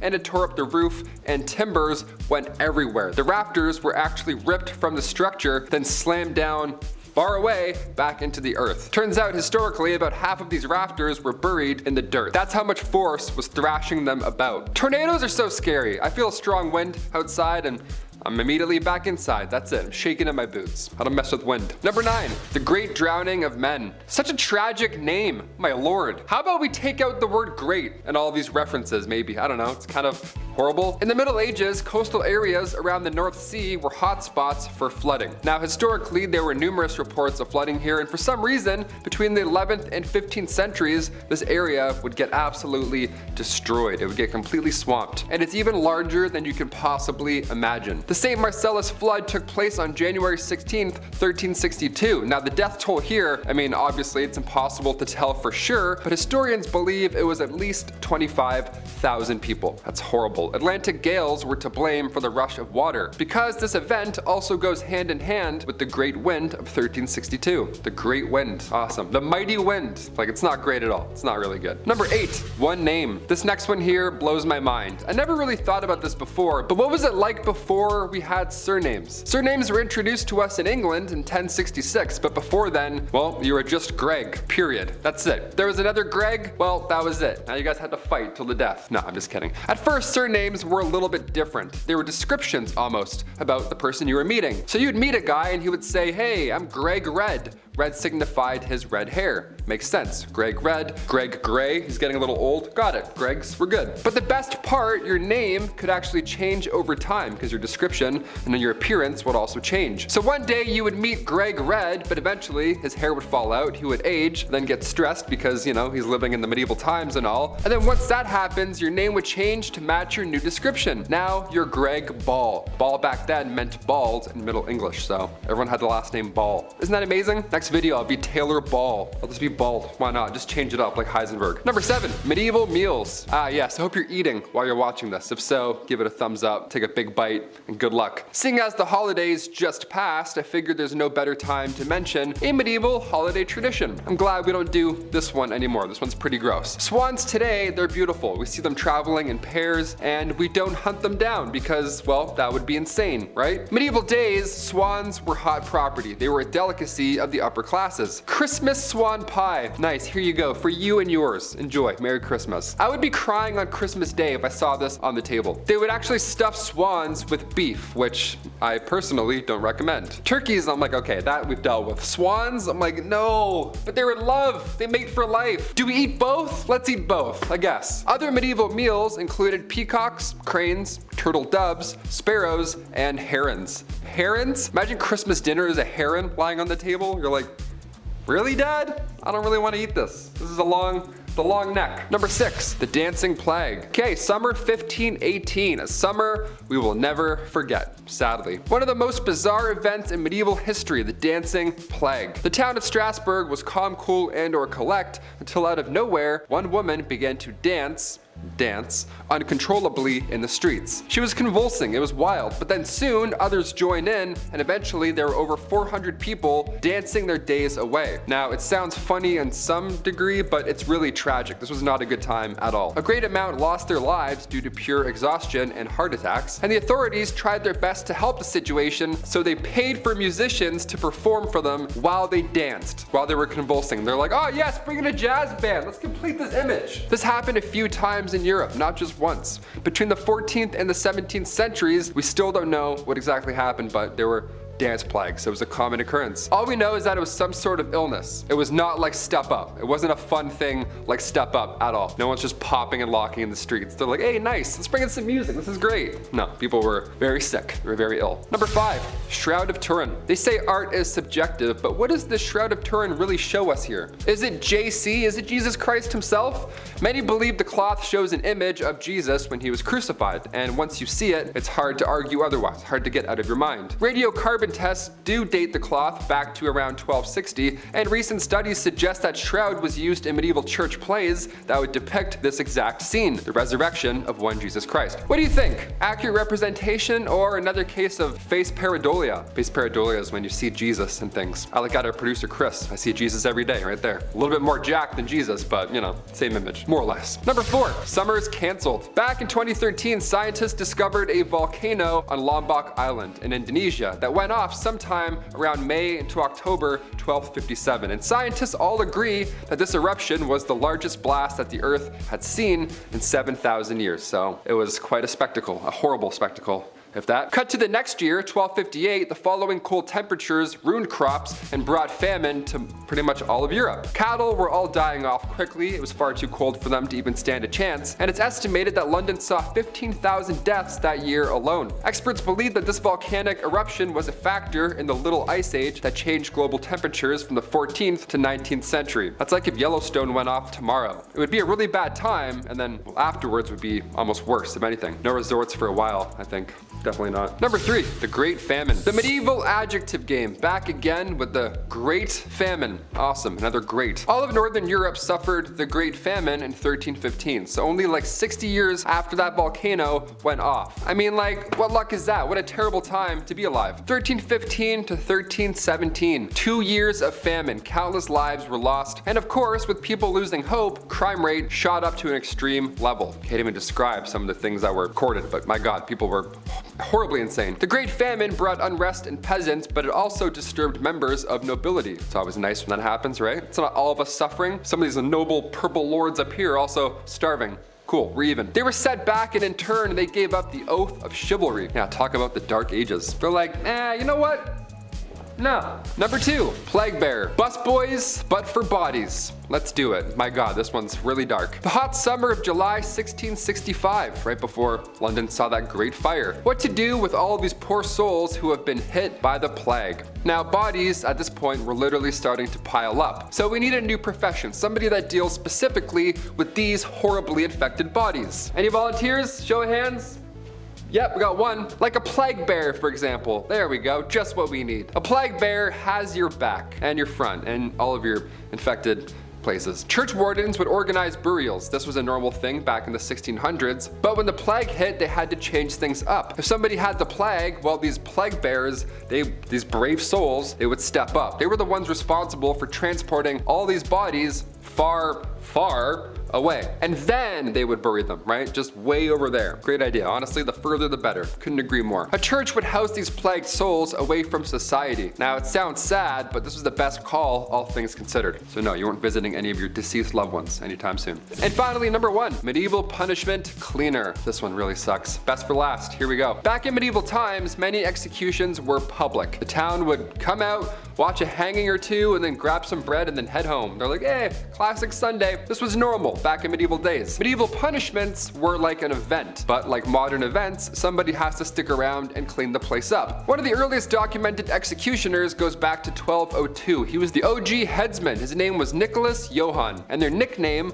was the Justice. The Justice. Are you kidding me? My palms are already sweating. Are you sure it wasn't the Mountain? My God. Afterwards, this position spread through many capitals and large towns of Western Europe, and with them came the execution cleaners. Yeah, just a squeegee and a spray bottle. They're like, hey, which table, boss? Let's do this. Over his 36 years of ruling, King Henry VIII executed roughly 57,000 people. Yeah, welcome to the Middle Ages. Hope you like mopping. You're gonna be doing it a lot, like a lot. Slander is number 10. Imagine seeing some random dude in the market square holding his nose and shouting about how he was a liar. Honestly, wasn't weird under the Norman law from 1066 to 1154. If you committed the act of slander, on top of paying damages to those whose reputation you may have affected, you also had to do the holding of the nose. This law was enacted by Pouty, first king of Norman, who had spent his whole life on the throne being called William the Bastard for his parents' unmarried status. In return, he exacted this silly law that required the slanderer to stand in the center of town, as previously described, holding their nose and shouting about their lies. Public humiliation has long since been an effective means of preventing crime, and just about anything. Number 9 is Jenny Craiging it. Edward III of England was so tired of his royal court nobility being heavier set that he made an entire law about it. In 1336, the new law stated obesity made people not able to aid themselves nor their liege lord in times of need. Edward mandated a maximum belt size and also, if you watched part 1, implemented food restrictions, banning more than 2 courses with the exception of holy days. Edward even defined soup as a separate course to prevent people from calling that a sauce or a condiment. This law lasted remarkably until 1856. Its main purpose in the long run had likely become beneficial economically to ensure that England's resources could be employed more effectively in the upcoming war with the French. Still, regardless, he seems like a fat-shaming dude. German purity law is number 8. Beer is Germany's national drink, and that's nothing new. The Germans have been indulging for thousands of years. Typically, beer was produced in groups and always made of pure grain, until the purity laws made by Wilhelm IV in 1516 Bavaria. Germans, and most people of the medieval and Middle Ages, didn't drink water as it was often deeply contaminated. They drank beer. The law imposed was aimed at preventing crops used to make bread from being squandered on brewing, so it stipulates that only water, barley, and hops were allowed to be used as key ingredients for beer production. At first, brewers thought this was ludicrous and unusual to decide, but turns out Wilhelm was actually onto something with this combination. This original law went on to become the core of German beer purity laws that affect German brewing to this day, which makes them the oldest regulations related to food and drink in the world. The only change to it in recent history was the adding of yeast. The Brewers Association of Germany wants the 5-century-old law governing how German beer is made to become part of the UNESCO World Heritage List. It would join the Argentinian tango, Iranian carpet weaving, and French gastronomy, among other famous traditions that are considered unique and worth protecting. Let's talk sumptuary laws with the Spanish garment laws, number 7 in the countdown. Sumptuary laws, which we discussed in part 1, are placed in to control the nobility and their consumption and displays of material goods. In the case of Spain, there are many sumptuary laws in place as early as the Spartan era. In the 13th century, for example, Siena passed a provision reducing the trains on women's dresses, which was a direct effort to curb a purely aristocratic style. In 1356, the city of Florence proclaimed it illegal for women to have buttons on their clothing without a corresponding buttonhole. And also, no one other than the king was legally permitted to wear a scarlet rain cape. Also in Florence, it was studied how sumptuary legislation around fashion served as a tool to encourage marriage in a society where excessive extravagance of men providing clothing for the women and their families exasperated the custom of very expensive dowries. If her standards were already up, you had to work harder to pay for her, I guess, and a delay in marriage did mean a dip in population. While there are ample examples of the laws themselves, similar to many other sumptuary laws, there's virtually no record of their enforcements or punishments. Oftentimes this is because nobility themselves violated their own laws that they made for themselves. Without evidence of how exactly these laws were enforced or whether they were enforced at all, it remains extremely difficult to discuss their social impact, the attitude civilians had towards them as well. Did they act accordingly so as not to face legal difficulties or the payment of fines? Who knows? Not us. So on to the next. Refusing knighthood comes in at number 6. This law was put into place in 1233. Why, you may ask? Because simply put, being a knight sucked. If you saw our last video, you may remember hearing about how insanely taxed knights were, but on top of that, you had to pay for a ton of mandatory clothes, train incessantly, pay the king for serving him, and don't forget the custom-sized armor. You lose or gain weight, you're gonna have to pay to replace whole pieces. That's on top of the potential of dying in a battle you just don't care for. No, not many people wanted to be a knight. Roger of Dudley refused to attend his own knighting when he learned he'd have to pay for it. In response to his refusal, Henry III on the spot passed a law against refusing the knighthood. He forcefully knighted Dudley and also confiscated his land to boot. Yikes. Number 5 is the legal protection of claiming sanctuary. Disney's Hunchback of Notre Dame depicts an iconic scene of Quasimodo swinging around on rope dramatically over the burning base of the Notre. Having just saved Esmeralda from an execution, he holds her aloft in the cathedral's terrace and screams out, "Sanctuary!" Sanctuary actually predates Christianity and originates far back into the 300s and existed until the 16th century. Every medieval law folded to the protections of sanctuary no matter the criminal's crime. Now, sanctuary-seeking criminals might have been required to perform penance or go into exile, but they were at least guaranteed immunity from punishment. That's right, you could literally strangle someone and then run to the church to claim sanctuary and no one could come in and harm, arrest, or remove you for punishment. Sanctuary was abolished due to the new tide of judicial law and the arguments of crime, power, and punishment. Also because people should be punished for, I don't know, maybe taking someone else's life. Originally, before Christianity, it was temples such as the ones in Greek and Rome offering the solace, and it was part of the Roman law by the end of the 4th century to have it. Christianity adopted this practice to try and persuade people to join their religion when it started. Even after the Western Roman Empire fell in 476, churches maintained their authority to protect people who had broken major secular laws. Number 4, let's meet the Yellow Ladies. Venice, Italy was an important trading post. Many people came and went, many travelers came to see the great city, but for those who had been at sea for a while, they may have wanted to see a little something else. As a result, medieval Venice was a massive red light district, enjoyed by many before their next voyages. Trying to control the number of ladies working the streets, the Venetian government mandated in 1360 that brothels must be concentrated in the market and port districts. Obviously, that just made their industry boom more since it was concentrated right where all the money came in and not dispersed, requiring men to travel farther out in convenient ways. Angry now that they weren't at least getting to capitalize off the potential tax revenue of these women, they in 1420 decided to be accommodative of their Lady of the Night friends. The Venetian government accommodated more red light districts and implemented safety means within them, as well as the law of yellow. All women of the trade were to wear shades of yellow so as to be identifiable to their clientele, so random ladies just out on a stroll who happen to be in the area don't get harassed. But also it's a little bit of that classic shame tactic of making someone unwanted easily identifiable for discrimination. Number 3 is the indigenous sumptuaries of Spain. As early as 1501, the crown warned natives who carried sword, dagger, or any other weapons that they faced confiscation and may be condemned to more punishments according to what the court sees fit. Spanish restrictions against natives developed through the 16th century. This mandate is no surprise as these items, while dangerous, complemented and enhanced men's fashions, and fashionable repairs became integral to everyday masculine attire in Europe. To the indigenous, they had been items of necessity to carry and often seen as symbolic. For indigenous men of the elite, the right to bear arms highlighted much more than their privileged status the way that it did for the colonizer. It demonstrated colonial acknowledgement of their once dominant standing on their original lands and partially vindicated their marginalized reality even as a royal. June 8, 1685, Don Diego Garcia, an indigenous leader of what's now Guerrero, had petitioned to the Viceroy of New Spain to intervene on his behalf when this sumptuary denied him the right his parents, grandparents, and ancestors had always possessed. Garcia was one of 505 petitions submitted by 277 towns between 1575 and 1693 demanding change. In response to a perceived disregard for the law, the monarchy reissued the restriction 6 more times over the course of the next 70 years. The items requested by Don Diego Garcia reflected both indigenous and European definitions of masculinity. By focusing on European attire and the personal weapons, Garcia took advantage of the social currency imposed by Spanish colonizers. As an elite, Garcia faced decreased political power and increased marginalization under a new regime. Garments and swords provided the ability to visually assert himself in everyday life. Ultimately, petitions submitted by Garcia and his peers reflected not just a request for special status items, but an attempt to assert their belonging as an elite man in a colonial life. Number 2 is just absurd, but you can club a Swede if they cross the frozen sea between Denmark and Sweden.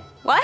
This unusual law was imposed during the Dano-Swedish Wars of 1657 to 58. King Charles Gustav of Sweden had been planning to cross the Öresund by ship, but the freezing temperatures of January changed that plan. Frozen solid, the Swedes realized that they could simply just walk across. This completely caught the Danes off guard as no attack had been predicted until the spring, and they scrambled to compensate. Ultimately, the Danes signed the Treaty of Roskilde and yielded to the territory dispute. But ever since that day, should you see a Swede crossing over the frozen sea on foot, you are legally free to swing a big old club at him. And finally, at number 1, you either tuck it or you lose it. Medieval Wales was not playing around when it came to women being violated. If you were caught or perpetrator of this heinous crime, your options were to pay a dowry or get the little man chopped off. That's right, a violation such as this was actually considered a theft and was treated as such by the law. Should a perp pay the dowry, then legally the woman's virginity or body was restored in legal parameters. Can't or won't pay the fine? Well then, that was the end of down there for you. The reason for this, other than it being morally right, is that the fines and punishments hope to stop families from developing harmful feuds which would damage the wider society as a whole. This was not exclusive to Wales, however. This punishment shows up in the 1750s Code of Constantinian Marvodakat in Eastern Europe. It was not unheard of for women to also simply just take the law into their hands either. In a rural area of Shropshire near the Welsh border in 1405, Isabella Grawerness and her 2 daughters ambushed her attacker in a field, tied him up, and did the dreaded snip snip, and stole his horses to boot. All 3 women were subsequently pardoned. Starting off this list in our number 10 spot, we have Pope Gregory IX. Pope Gregory IX was the Bishop of Rome and the ruler of the Papal States from 1227 until his passing in 1241. The Papal States were a series of territories in the Italian peninsula that were under direct rule of the Pope from the 8th century all the way to 1870. It turns out that Pope Gregory IX had a very strange hatred for cats. He said that black cats were actually instruments of Satan, which seems a little extreme, but then he actually went as far as to order that they be exterminated throughout Europe, which is definitely a little extreme. With this order, the Pope's followers had to oblige, and there was a drastic reduction in the cat population. But of course, this caused a disturbance to the ecosystem, and the time and the consequence of that became very evident. Because of the decline of cats, there was a sudden increase in the amount of rats, most of which may have been carrying the plague. There are a lot of historians who would argue that this war on cats may have had a huge effect on the severity of the Black Plague. That is of course speculation, as it's pretty difficult to pinpoint who could be at fault for something like that, but it certainly is a very interesting point. This all really does, however, bring me to my next point. In our number 9 spot today, we have the Black Death. I'm sure we've all heard of the Black Death at some point or another. I mean, how could we possibly ever stop talking about something like that? During the 1340s, there was an outbreak of the bubonic plague that spread rapidly throughout Europe and Asia. It was called the Black Plague because of the fact that this illness would cause people's lymph nodes to become swollen and black. The Black Death was absolutely terrible, and it caused a lot of agony for those who had to go through it. Symptoms included things like severe body aches, fever, vomiting, and eventual death in most cases. There was no cure for the plague, so it just continued to spread. In the end, the Black Death took the lives of hundreds of millions of people. We now all know firsthand what it is like to live through a pandemic, and I certainly wouldn't sign up to do it again anytime soon, so I'm most definitely sure the times of the Black Death were some of the worst times in history. Apparently, it is said that if you lived in the 1340s, there was basically a 50-50 chance that you'd survive the Black Death. And then on top of that, there's all of the other horrifying ways to die that the medieval times held. All in all, I'm kinda shocked that we're still here today. In our number 8 spot today, we have the Mongol invasion. Being in China during the Mongol invasion certainly was a terrifying time. I'm sure a lot of us here have heard at least some of the stories surrounding Genghis Khan, but if you haven't, let's just say that being on his bad side certainly wasn't a good thing for you. In 1205, when the Mongol invasion in China began, it was the regular citizens of China who paid the ultimate price. What was started by Genghis Khan was carried on by his son and then his grandson, which ultimately led to a 74-year-long campaign that was filled with brutality and destruction. Cities and towns were destroyed, empires were brought down, and millions of completely innocent people lost their lives. It is believed that this invasion took the lives of enough people to cut the population in half from 120 million before to just 60 million after. Anyone living in China at this time would have had to live in absolute fear of being killed for something that you really had nothing to do with. That would be awful and absolutely terrifying. In our number 7 spot today, we have Pope Formosus and Pope Stephen VI. Pope Formosus was the ruler of the Papal States from October 6th, 891 until he passed away on April 4th, 896. After his passing, Pope Boniface Boniface VI took his place as ruler for just a few weeks before he also passed away, which then left Pope Stephen VI as the ruler from then on until his death. After this whirlwind April of 1896, things got even weirder. Before his passing, Pope Formosus had sided with Arnulf of Carinthia against Lambert of Spoleto, which was definitely not okay with Pope Stephen VI. So, once Pope Stephen VI gets to the place of being the ruler, he gets the people to exhume the body of Pope Formosus so that he can put him on trial. I feel like this is very gross and very unnecessary, but this really is the type of stuff that went on in the 800s. They propped the body up for trial and had a deacon answer questions for him since he obviously was unable to do that himself. They ended up finding the corpse guilty, which seems a little unfair, and they actually went as far as to strip the body of its sacred vestments, took 3 fingers from the right hand as they were the blessing fingers. They dressed the body in regular people clothes instead of the clothing a pope would be buried in, and then they reburied the body. If this poor man's body hadn't been through enough, it was later re-exhumed again and thrown into the river. If this story wasn't already wild enough, this whole debacle is actually what would later end up getting Pope Stephen imprisoned and then killed. Alright, so I guess the other pope had his justice in the end. I don't know, man. In our number 6 spot today we have King Charles VI.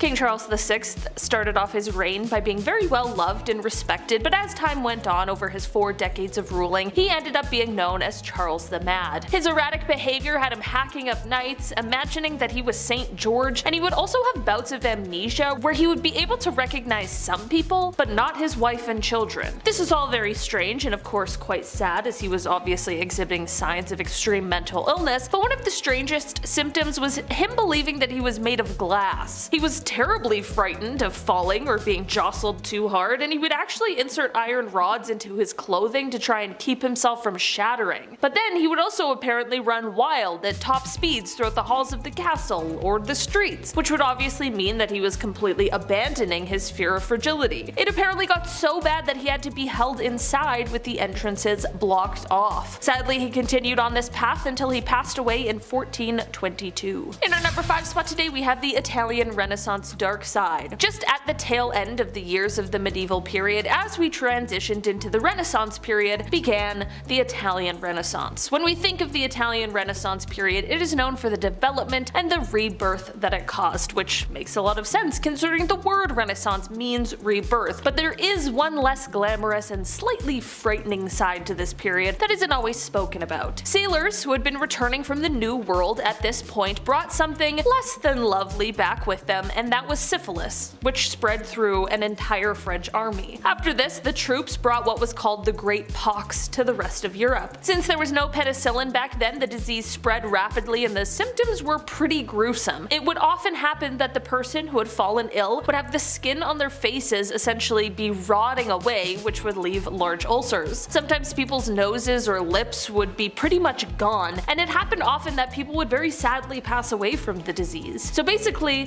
what we think of as a really beautiful time in Europe was both world-changing but also very scary and, like, I don't know, kinda close to a zombie apocalypse. In our number 4 spot today we have William the Conqueror. In 1087, William the Conqueror decided to take on an all-alcohol diet. This is because he was suffering from extreme obesity and was struggling because of that fact. Because of this, he told his staff that he would only drink wine until his weight went down, but he ended up passing away less than a year later, and most of us are told that obviously this was because of the wine-only diet. That's actually not true. In an astonishing turn of events, this wine-only diet actually worked. Shortly after beginning his diet, he was able to ride his horse again, which was one of the main reasons he started the diet in the first place, as he was previously too heavy for the horse to carry. He actually died after falling from his horse during an expedition, which was completely unrelated to either his weight or his diet. It's entirely possible that had he not gone on this diet, he would have never ridden his horse and maybe would have lived longer?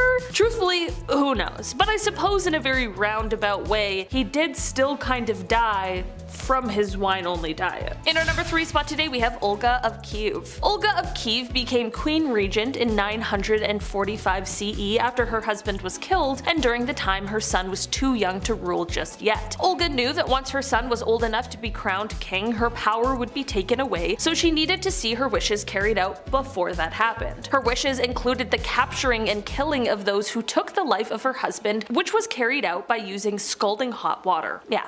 Don't even want to imagine what that would have been like. Don't kill the king, I guess. Historically, it really doesn't seem to work out well. Apparently, in doing this, however, Olga developed a bit of a bloodthirst, and she would not rest until everyone associated with the people who killed her husband were all eliminated. It seemed like if you even looked in the wrong direction or breathed in the vicinity of someone who had something to do with the king's slaying, you could kiss your own life goodbye. Olga took hundreds of people out of the tribe that the killers were from. She devised a plan to bury the tribe leaders alive, and she even came up with a plan to set fire to their entire village. It is said that Olga may have locked the tribe's leaders in a bathhouse and burned it down, but we don't know for sure. All we do know is that she definitely was not okay. In our number 2 spot today, we have Mansa Musa. Mansa Musa was a deputy to the ruler of the Mali Empire, but when the ruler went missing while on a sea voyage to find the edge of the Atlantic Ocean, Mansa Musa became the ruler in 1312. During his rule, European nations were really struggling due to civil wars and a lack of resources, but the Mali Empire was flourishing because of their abundance of resources like gold and salt. Under his rule, the empire grew to take up a large portion of West Africa as he conquered 24 cities and their surrounding districts. At this time, Mali was one of the top producers of gold in the entire world, which left Mansa Musa as one of the wealthiest historical figures ever. One of the most well-known events during his rule was the pilgrimage to Mecca. This journey took place from 1324 to 1325 and spanned an estimated 4,000 miles, and it was the first time people outside of the empire saw just how wealthy he was. He traveled with 60,000 of his men, all wearing Persian silk, along with 12,000 slaves who each carried 4 pounds of gold bars, and he also brought heralds who had golden staffs, along with a bunch of camels and horses. This pilgrimage had a profound effect on Egypt as this huge group of people passed through. From the markets in Cairo to the royals to the impoverished people that crossed their path, Musa left Cairo littered with so much gold that it depreciated the value of the metal in Egypt, and it took decades for them to recover. In our number 1 spot today, we have St. Marcellus's flood. This was actually a very serious extratropical cyclone that swept through around January 16th, 1362. This cyclone eerily matched up with the new moon, and it spanned through the British Isles, the Netherlands, northern Germany, and Denmark. Here's the thing, this storm not only lined up with the moon, but also peaked on the feast day of St. Marcellus, which is the reason it got its name, but usually people refer to this one as the second, because there is another. The first St. Marcellus flood took the lives of 36,000 people as it swept through the northern Netherlands in 1219. The second flood, however, while no one is sure the exact numbers, it is estimated that at least 250,000 people lost their lives. While there have been plenty of devastating floods in history, this one is said to be blamed on Atlantic gales, and that this event goes hand in hand with the Great Wind of 1362. First up, since we've heard a decent bit about nights before, let's start with training day, or days,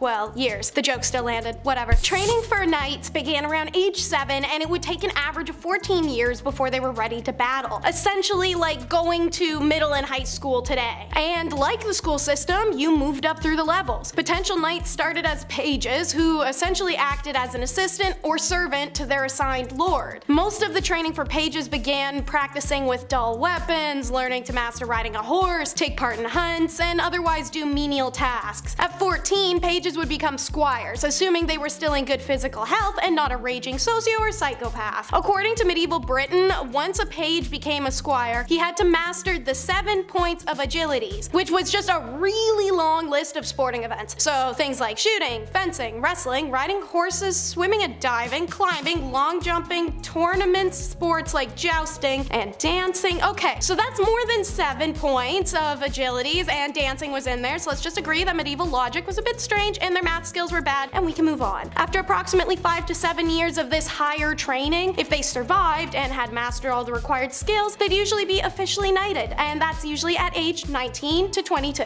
You weren't weren't taught to have your own opinions, but people are people, and that's why sometimes a knight had to battle their conscience. As a knight, you were serving God. But what did that mean? A knight could go his whole life without having the clouds overhead opening up and God sticking his head through to yell specific directions at him out of everyone on earth to choose from. So he had to turn elsewhere for guidance. Okay, so what do we got here? Well, there's the priest, or you could ask the king, who by virtue was a direct mouthpiece of God, which, by the way, is super convenient to be packing when you want to do things like seduce courtiers or chop off people's heads. God said I could, haha.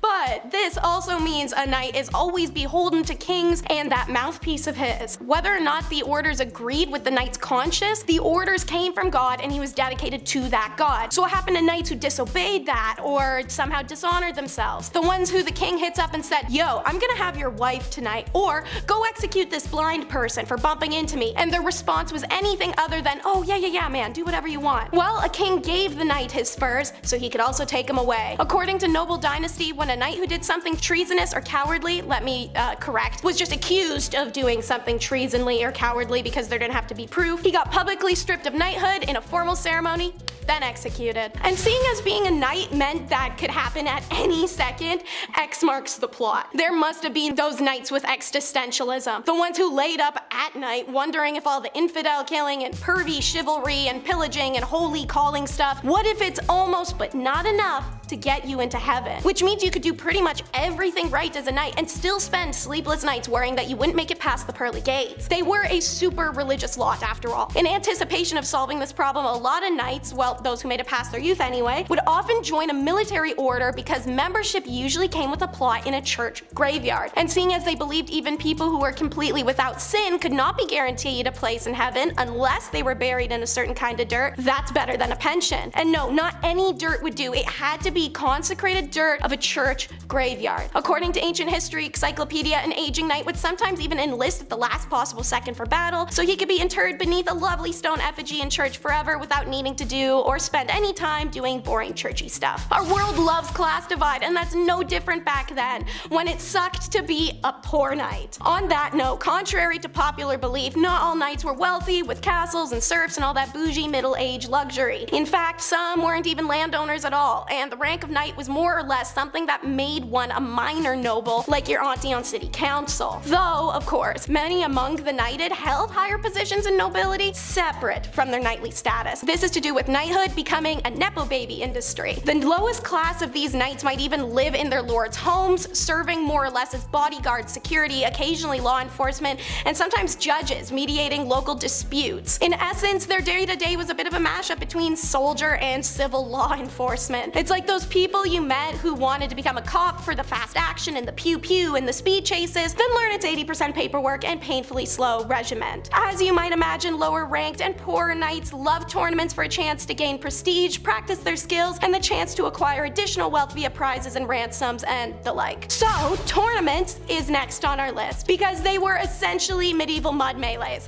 Since knights started at not-nosed kids, it was easy to build the ideology of tournaments as fun and exciting into them, the foundation of competitiveness. In the 13th century, tournaments were particularly bloody and death was not uncommon. Initially, the games and tournaments were a little more than massive melees, usually including real sharpened weapons. There were no rules, and tensions were made intensely high because often they'd group the knights by nation or clan, then pit them against each other that way. Call whoever had that idea Taylor Swift because they wanted bad blood. That said, the general point, unlike real battle, was not to intentionally kill your opponent, but just to knock them off their horse, steal their armor and horse, and take them prisoner until the tourney is over. That being said, dull weapons weren't introduced into tournaments for hundreds of years, and they also used lances to launch each other off of horses at full speed, so realistically death is inevitable. One notable tournament took place in 1274 when King Edward I was pitted against the Count of Chalons. As the king and the count battled it out, dozens of soldiers from each side got involved and lost their lives. And these tournaments often took up whole villages.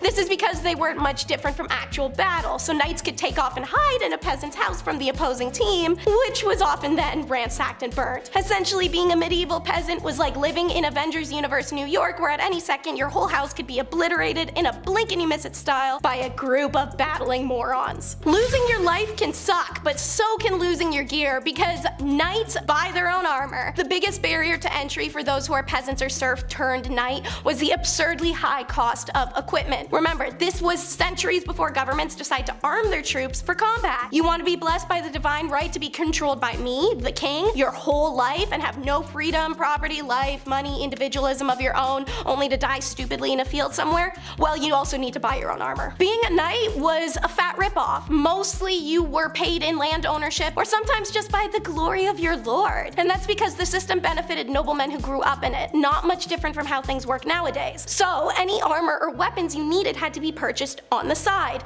With money, you were never given. It's no problem for the knights of noble birth, but other knights would have to work the land and sell goods just to earn enough. Yes, it is also a tin can, and it's one size only. Have fun rebuying pieces when weight fluctuates. One outlier though is new research and digital recreations show that knights were actually able to tumble, climb, chop wood, jump on horses, and run quite easily all in armor. So if you're scared of never being able to fit in again, never get out of it. Not like they washed much anyways. And while it can keep you safe, it can put a target on your back too. Held for ransom is next. And if you've ever watched a movie such as Gladiator, Braveheart, 300, Troy, to name a few, then you may recall that some dudes always wore special armor during battle, and some wore none. If you were rich enough or important enough, you could have the best of the best armor, made of the strongest but lightest materials to gain a defensive edge on the battlefield, all at the low price of your daddy's money. And it wasn't exclusive to any kingdom, so that means in one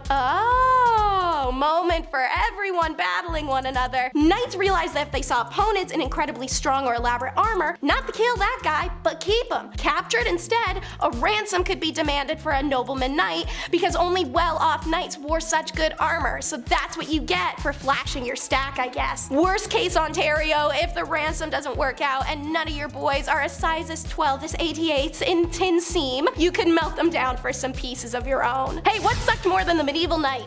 Being married to one. Like so many of the sickest jobs in history, being a knight was exclusively reserved for the owners of a ding-a-ling. Their wives were expected to sit at home, not learning to kill people with a broadsword or pile driving her buddies into a pile of dung, their bloodlust going offensively unsatiated. Unless their husband died like a moron, that is. In that case, in a very un-Middle Ages twist, women were expected to fulfill all their husband's knightly duties. This included protecting their new lord and making sure his land didn't fall into disrepair. Only women didn't get any of the cool stuff that came with it, like respect or equality or acknowledgement by history. They got armor though, which is pretty sick. Unsurprisingly, the wives seldom waited for their husbands to get gored by a lance before getting all up in the business of running the show. He could literally drop at any time, so homegirl had to be ready. This resulted in knight wives actually being significantly more skilled and diplomatically inclined than their husbands. The duties generally expected of a knight's wife included everything from organizing the defenses of their state to arranging marriages for their servants. This was on top of being at beck and call for their husbands 24 hours a day. I wonder how many of these men really met their ends of their own accord, and how many met their end when she didn't need him anymore. It has the effect Taco Bell has on the average 21st century person. Dynastry. Dynastry is a disease caused by tainted food and drink, causing intestinal inflammation leading to excessively frequent and uncontrollable diarrhea to the point of death. So yeah, Taco Bell. Generally, no one was safe. A fact 15th century Italian polymath Girolamo Savonarola made clear when he observed that dynastry affected not only in the same house, but in the entire locale, and moving from a child of 10 or 15 to a sexagenarian. Savonarola himself came down with the disease in 1495. Now this included knights. Battling knights.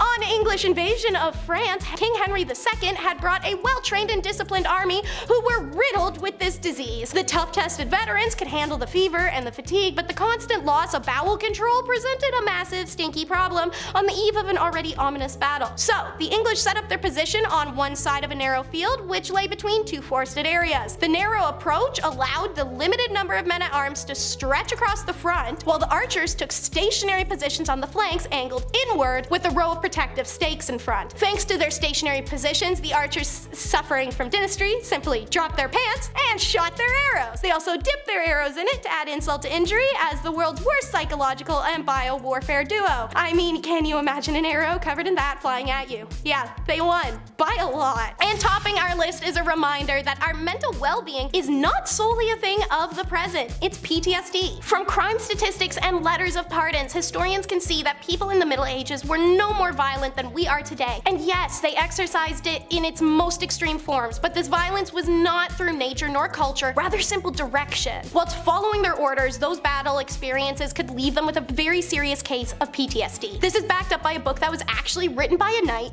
who lived in the first half of the 14th century. His name was Giroflée de Charny, and he was one of the most respected knights of his age. The book about the life of a knight actually includes the psychological consequences. These symptoms ring true of PTSD. In his book, de Charny advises knights on how to relate to the fact that they must kill people when they are at war, how to mentally endure the hardships knights face, poor sleep, hunger, emotional numbness, loneliness, and a feeling that even nature is going against them. Modern military psychology enables us to read medieval texts like these, or ones of Egypt or Greek battles and the Mongol spread, all in a new way, giving us insight into the perception of violence in the Middle Ages in the general population. In history, we've had a horrible habit of misinterpreting. Easy mistake as inflection doesn't appear on paper or stone tablets. Previously, medieval texts were read as worshipping heroes and glorifying violence, but in the light of modern military psychology, we can see the mental cost to knights and of their participation in the gruesome and extreme violent wars in the Middle Ages. I do want to start off with something that may be somewhat of a familiar career, so we're going to start with chariot riders. It goes without saying that people don't really remember that there's places outside of Europe when it comes to the medieval ages, and they never come up in conversation. The Byzantine Empire had existed since 395, and it ended when the medieval era did in 1453. And one high-paced, action-packed, yet wildly dangerous job that was flexing the great wealth and progress of the empire was chariot racing, which differed from modern horse racing or even NASCAR racing. You were exposed, the chariots had no backs, and you were standing without any seatbelts or restraints to keep you from flying off. You could be smashed against the stone pillars, dragged to your death behind your own horses. The appeal of racing for the fans appeared to be the same as the modern fans: testosterone, adrenaline, bloodshed, and gambling. Racers, meanwhile, had the potential for a fortune and their freedom, because that's what made the job suck. Its chariot riders weren't free men. And knowing you could win 15 bags of gold, yeah, you're gonna kill any other racer who tries to get in your way, because if you lose, you're just going back to hard labor. There were 4 teams in the Byzantine chariot racing: the whites, the greens, the blues, and the reds. Eventually these teams merged and it just became the greens and the blues, and the fans were so passionate about the sport that when they weren't throwing nail-studded tablets under the track to sabotage opponents, they were breaking into bloody brawls to support their own team. And now, on the complete flip side, in primitive medieval Europe, a job called flatulist. As someone who reads and writes about history all day, every day, I really do have a hard time with how the Europeans got so high and mighty and dubbed everyone else primitive when they literally lived like it was the New Jersey's public landfill and had the humor to match. So yeah, believe it or not, royals would actually employ an individual called a flatulist to entertain crowds by farting. These individuals would pass gas in what they called amusing manners, such as to music or even on certain cues to get big laughs. Irish gas performers were called bracetors instead of flatulists. St. Augustine, of all people, once wrote about flatulists, saying that they possess such a command of their bowels and can break wind continuously at will, so as to produce the effect of singing. As if it couldn't get more weirdly infuriating, some flatulists were actually considered celebrities of their time. One was Roland the Farter, who performed for Henry II's court annually. After several years, Henry rewarded him with 30 acres of land, a giant manor, for his skilled entertainment. Let's hear about how these old ladies would just you're healed. In ancient and medieval Europe, a group of wise women who were mostly elderly would give insight into medical issues primarily concerning the female body that the male counterparts had yet to grasp. And some of these homeopathic healers would actually spit on young ladies 3 times in order to protect them from the evil eye. Talk about a weird job, huh? This custom of spitting opens up a wide subject. Not only is it practiced in the hope of obtaining good fortune for the spittee, but amongst all ages and almost amongst all people had been considered as an act to safeguard the spitter as well. According to Theocritus, amongst the ancient Greeks and Romans, the most common remedy against an invidious look was spitting. It was hence called despure malam. It is necessary to spit 3 times into the breast of the person who fears fascination. Invidious look and fascination is in reference to the evil eye. Old women were accustomed to avert the evil eye from children by spitting onto their own bosoms. And among the ancient Greeks, where this tradition even came from, it was customary to do the triple spit into your own bosom at the sight of someone with a condition or ailment you wish not to be stricken with. Leprosy, maybe they're a madman, maybe they're struggling with epilepsy. This act was done in defiance of the omen, and spitting is known to be a sign of aversion, bidding it not come into their life as it had to the individual stricken with it. These spitting grannies were some of the first women hunted because they were believed to be evil sorceresses and witches. Because if farting wasn't entertainment, animal eviscerations were. Meet the bear leaders, an unusual historical profession involving exactly what the name describes, literally leading bears from village to village. Bears were mostly used for blood sports like bear baiting, in which packs of dogs were set to fight against the bear. You can imagine how that'd go. Both Henry IV and Elizabeth I were famously fans of that horrific bloodshed, and by the Tudor era, increasing numbers of bear pits or bear gardens were constructed in major cities. Bear leaders allowed villagers to enjoy entertainment of the big city bear baiting fights in the comfort of their own homes. Incidentally, by the 18th century, the term bear leader actually came to refer to a different profession altogether. They were literally tutor and babysitter hybrids who were hired by parents to keep boisterous, young noble sons under control and out of trouble, particularly during the Grand Tour. What's that mean? Taking care of crappy noble child was the same as handling bears. So let me think. Leading bears from city to city making money in the medieval era, or raising a spoiled entitled child in an era where there's no water washing the snot off their face or the stickiness off their fingers.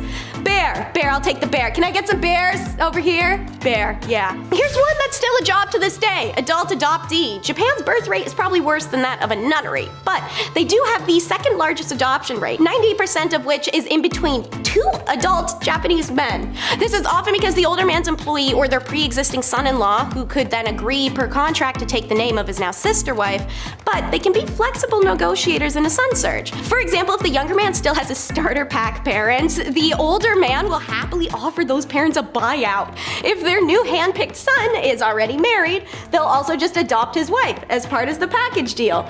Like most hardcore Japanese business practices, this weird form of feudal meritocracy can be traced back to the age of medieval samurai. For centuries, Japanese nobles would seek out competent young men to audition for who wants to be the next clan heir. And nowadays, major companies like Mitsubishi, Toyota, and Canon have actually been handed over to former CEOs' adopted children. The practice of using adoption to pick the next paterfamilias was also popular with the ancient Roman nobility. An example being the first proper emperor, Augustus aka Octavian. He was only a distant relative of Julius Caesar until he was adopted in the dead dictator's will to continue the hostile takeover of Rome. But the European practice of adult adoption existed and then was wiped out by the new feudal nobility during the medieval ages. Not because they wanted to create a more competitive market for baby orphans. After all, how would the church get its free labor if not by people dropping them off on their steps? On the contrary, these Christian rulers banned adoption altogether, believing nobody deserves to be part of a good family unless they slid into that privilege on a wave of nepotism and discarded placenta. And speaking of Christianity, how about a church position called the Sluggard Wakers, which is quite the name. Guess the only thing worse for the church's holy sanctuary than dangerous stray dogs was the presence of conked out parishioners. Sluggard Wakers were volunteers that patrolled the pews and ensured that none of the congregation was falling asleep when they should be praising their Lord. They were literally Jesus snitches. If you were caught dozing off during the service, the Sluggard Waker had the sacred duty to wallop you on the head, and not lightly. The sleeper usually clobbered with something like a club, a rod, or a switch bundle.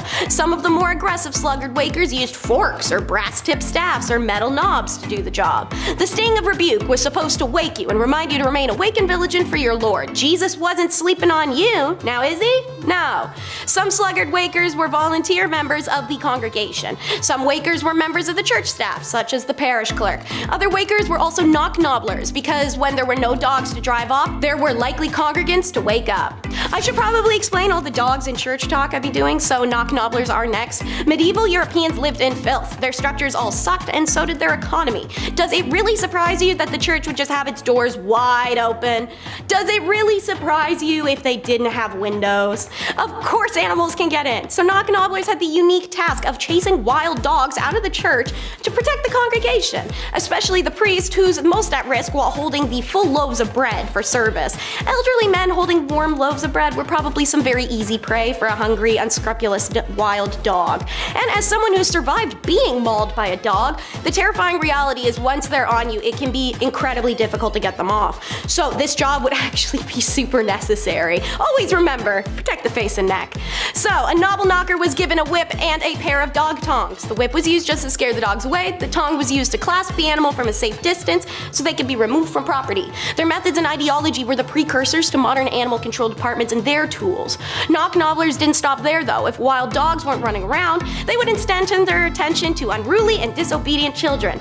If scolding didn't work, the knock-nobbler would remove the child from service too.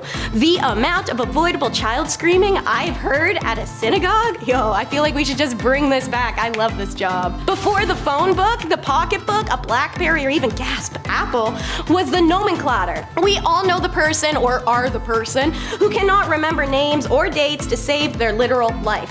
If that is the case, you'd be better suited hiring one of these guys rather than working as one. Nomenclators were serfs tasked with remembering other people's names, status, and important impressive details for their lords at public events.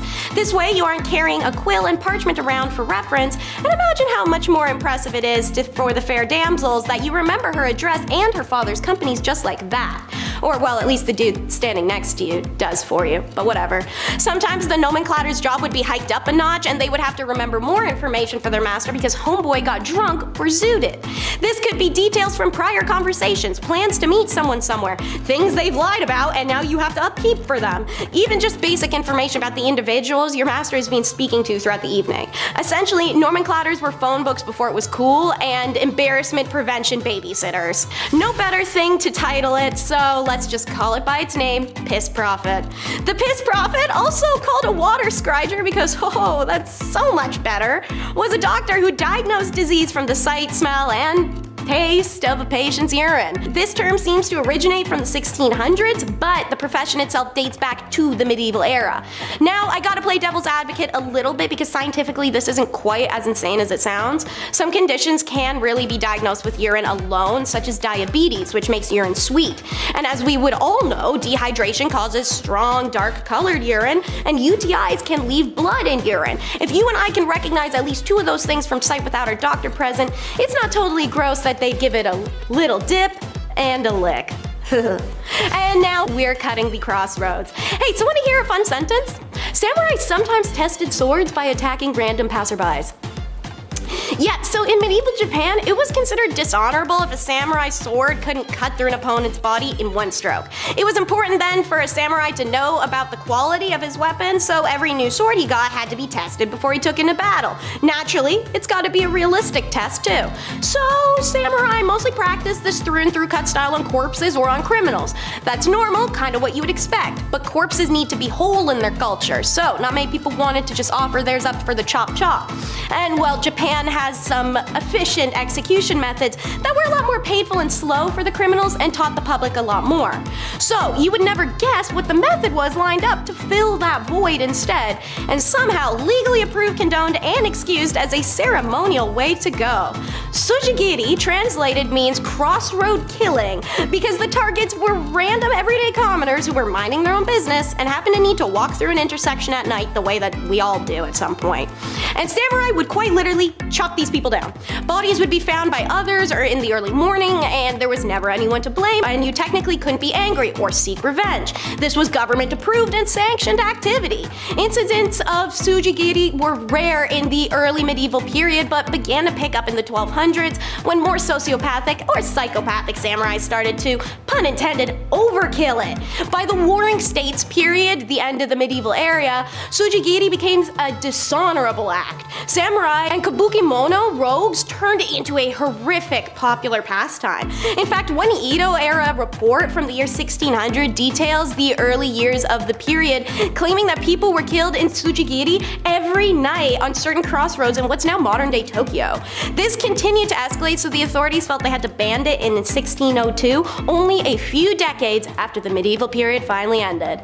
Alright, let's get going with how you're weird for drinking water. Because it's actually not true that water wasn't drinkable, just that people tended to get sick from drinking still water and they knew it. And they knew boiling said still water would make it drinkable, the way that spring water and natural well water were. People prefer to drink cold water rather than hot, and there was the paranoia that if the water cooled back down, it would become unsafe to drink again. So an alternative was to make something out of it if you don't want to drink hot water all season long.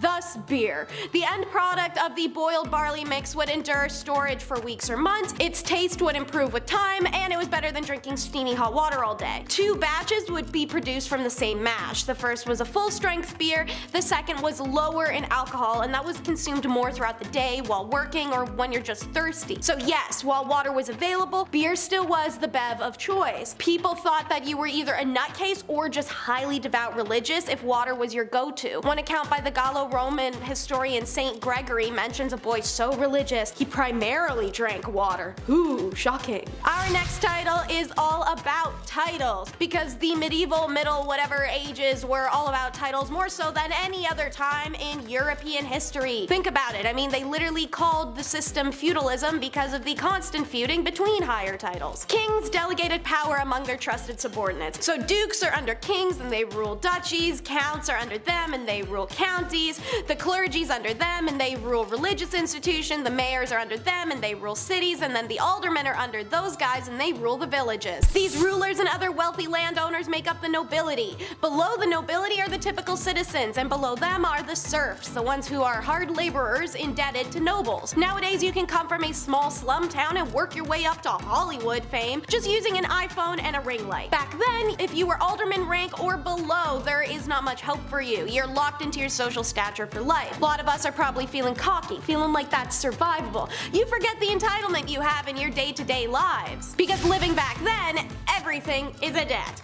You may be wondering, Teresa, how is that any different from now? Society's crumbling, inflation has destroyed the young generations. Well, let me tell you how status and debt in medieval times was just as much, if not more, of a prison than nowadays' digital credit system. So, now that you understand the system of titles, back to the average Joe, the peasant. Chances are you're a farmer, but you don't have any tools and you don't own the land either. The nobles have both the tools and the land. In order to actually farm, you gotta go to your local noble and he gives you the land and tools. In exchange, you give him a portion of your crops. Usually this is about 50 to 75% of what you grow, so if you grow about an acre of crops, you have just enough to feed yourself and your family and pay the noble. Now if you choose this life, which you will if you want to survive, you're going to miss a couple of payments to said noble, putting you in debt to him, thus a serf. Meanwhile, your local duke wants to raise an army to conquer the neighboring duke's land. He has to get the approval of the counts under him, and the counts have to get the approval of the landowners. This is because, like you, the landowners don't actually own the land. Their duke does.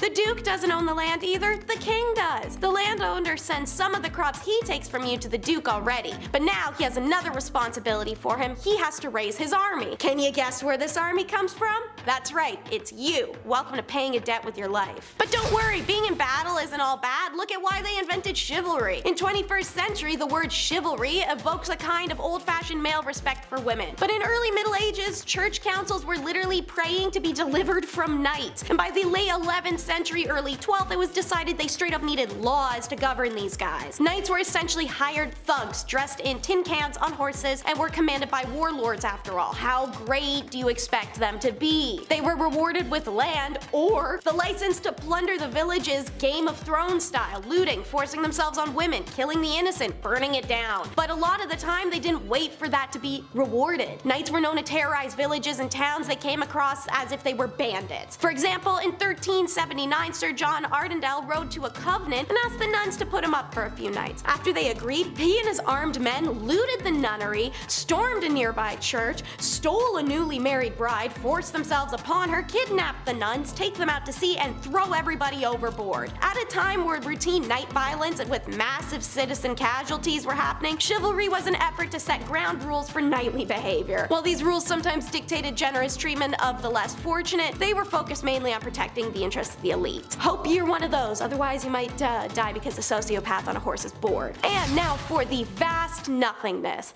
There was nobody for miles. From childhood as far as your eyes can see outside of your house, other houses, and about 200 people, there is nothing. Just nothing.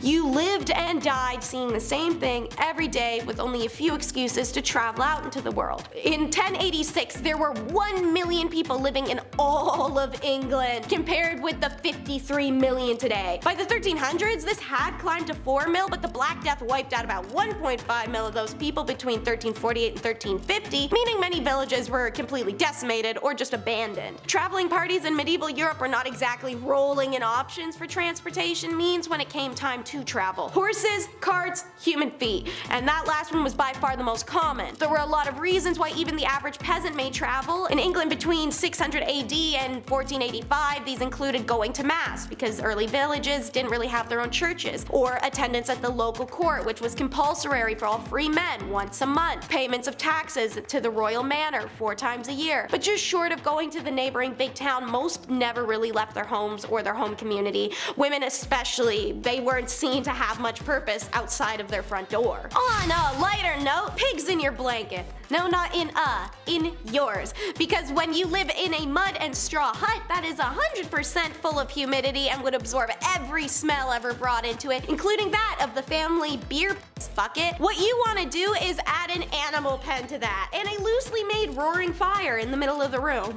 There were a number of home designs revolving around a single room first floor with a fence or other partial barrier dividing it. Animals were kept on one side of the barrier, humans lived on the other. This kept the animals' body heat inside the house, marginally adding to the indoor temperatures during the cold season and providing literal hell during the summer ones. But I mean, hey, you could always let them wander loosely outside. But weren't medieval houses like super tiny? Correct, but so were the medieval farm animals. Homies were undernourished and so small that a full-grown bull was around the size of a modern calf, and sheep were only a third of the size that they are now today. Modern sheep yield around 7.3 pounds of wool. Medieval fleece yield was something less than 1 pound per animal. And speaking of, let's segue into how all your food was dry. We can't truly know if medieval food was bad because nowadays we're spoiled. We have spice and garlic and proper cooking abilities. They had some meat, some grains, some vegetables, and a figured the F out mentality. As a result, we're gonna be more grossed out or picky with their food, but if we experienced it from their perspective without having tasted the food we've tasted now, it probably wouldn't be half bad. But hell would it be dry. Just so dry. That's the one thing I don't think any of us could survive, even with perspective. In the medieval period, meats and breads were kept well stored by drying them. Meat specifically was salted then dried. Bread at the time wasn't made with yeast, so it tended to be flatter and it didn't mold. It would just go harder with time. Let's do some comparison. Here's the meat of the medieval period compared with some modern day beef jerky, the closest thing. Even our dried meat of the 21st century is juicier than the medieval version and probably wouldn't be the usual jaw workout. Now for bread, here's some medieval bread and here's some modern day bread of similar composition. See how medieval bread is a lot more enclosed and sturdier than modern bread? Looks like if you needed a spare tire, you could drill a hole in this bad boy, toss her on the frame. Medieval food was meant to last. And sometimes making things like these breads and meats were the family business. You may have seen the recent 10 reasons why living in ancient Egypt was impossible video, in which case you'd know that it was a custom of the times and place for a father to determine the career of his son. This ideology was shared in a few other places, ancient China, Greece, and medieval England apparently, where the trades were usually passed from generation to generation. Commoners in the Middle Ages worked where they lived. Consequently, it made it easier for their trade to be passed down from father through son through exposure from a young age. It also meant that the father, if the household suddenly died or was called to battle, a son, no matter his age, could immediately pick up on his father's role and provide for the household, and thus it remained the family business. If your dad was a cobbler, you would most likely be a cobbler. Unlike the Egyptians, whose sons would branch out and try new trades as they got older and sometimes establish their family in another commerce, the medieval English really stayed stuck in their ways, to the point that when they finally did adopt last names, they were usually that of their profession, which is why you'll see a lot of brewers, smiths, archer, fisher, potters, and so forth. But before 1066, you survived off of only one name, which doesn't seem that bad, but it definitely was. Let's explain why. Problem 1, if you're in a room with like 3 Williams, you can't just yell a last name to find the specific William you need. Problem 2, let's say one of these Williams kills someone in the room and the dying man says William killed him, but there's no way for him to tell you which one it was.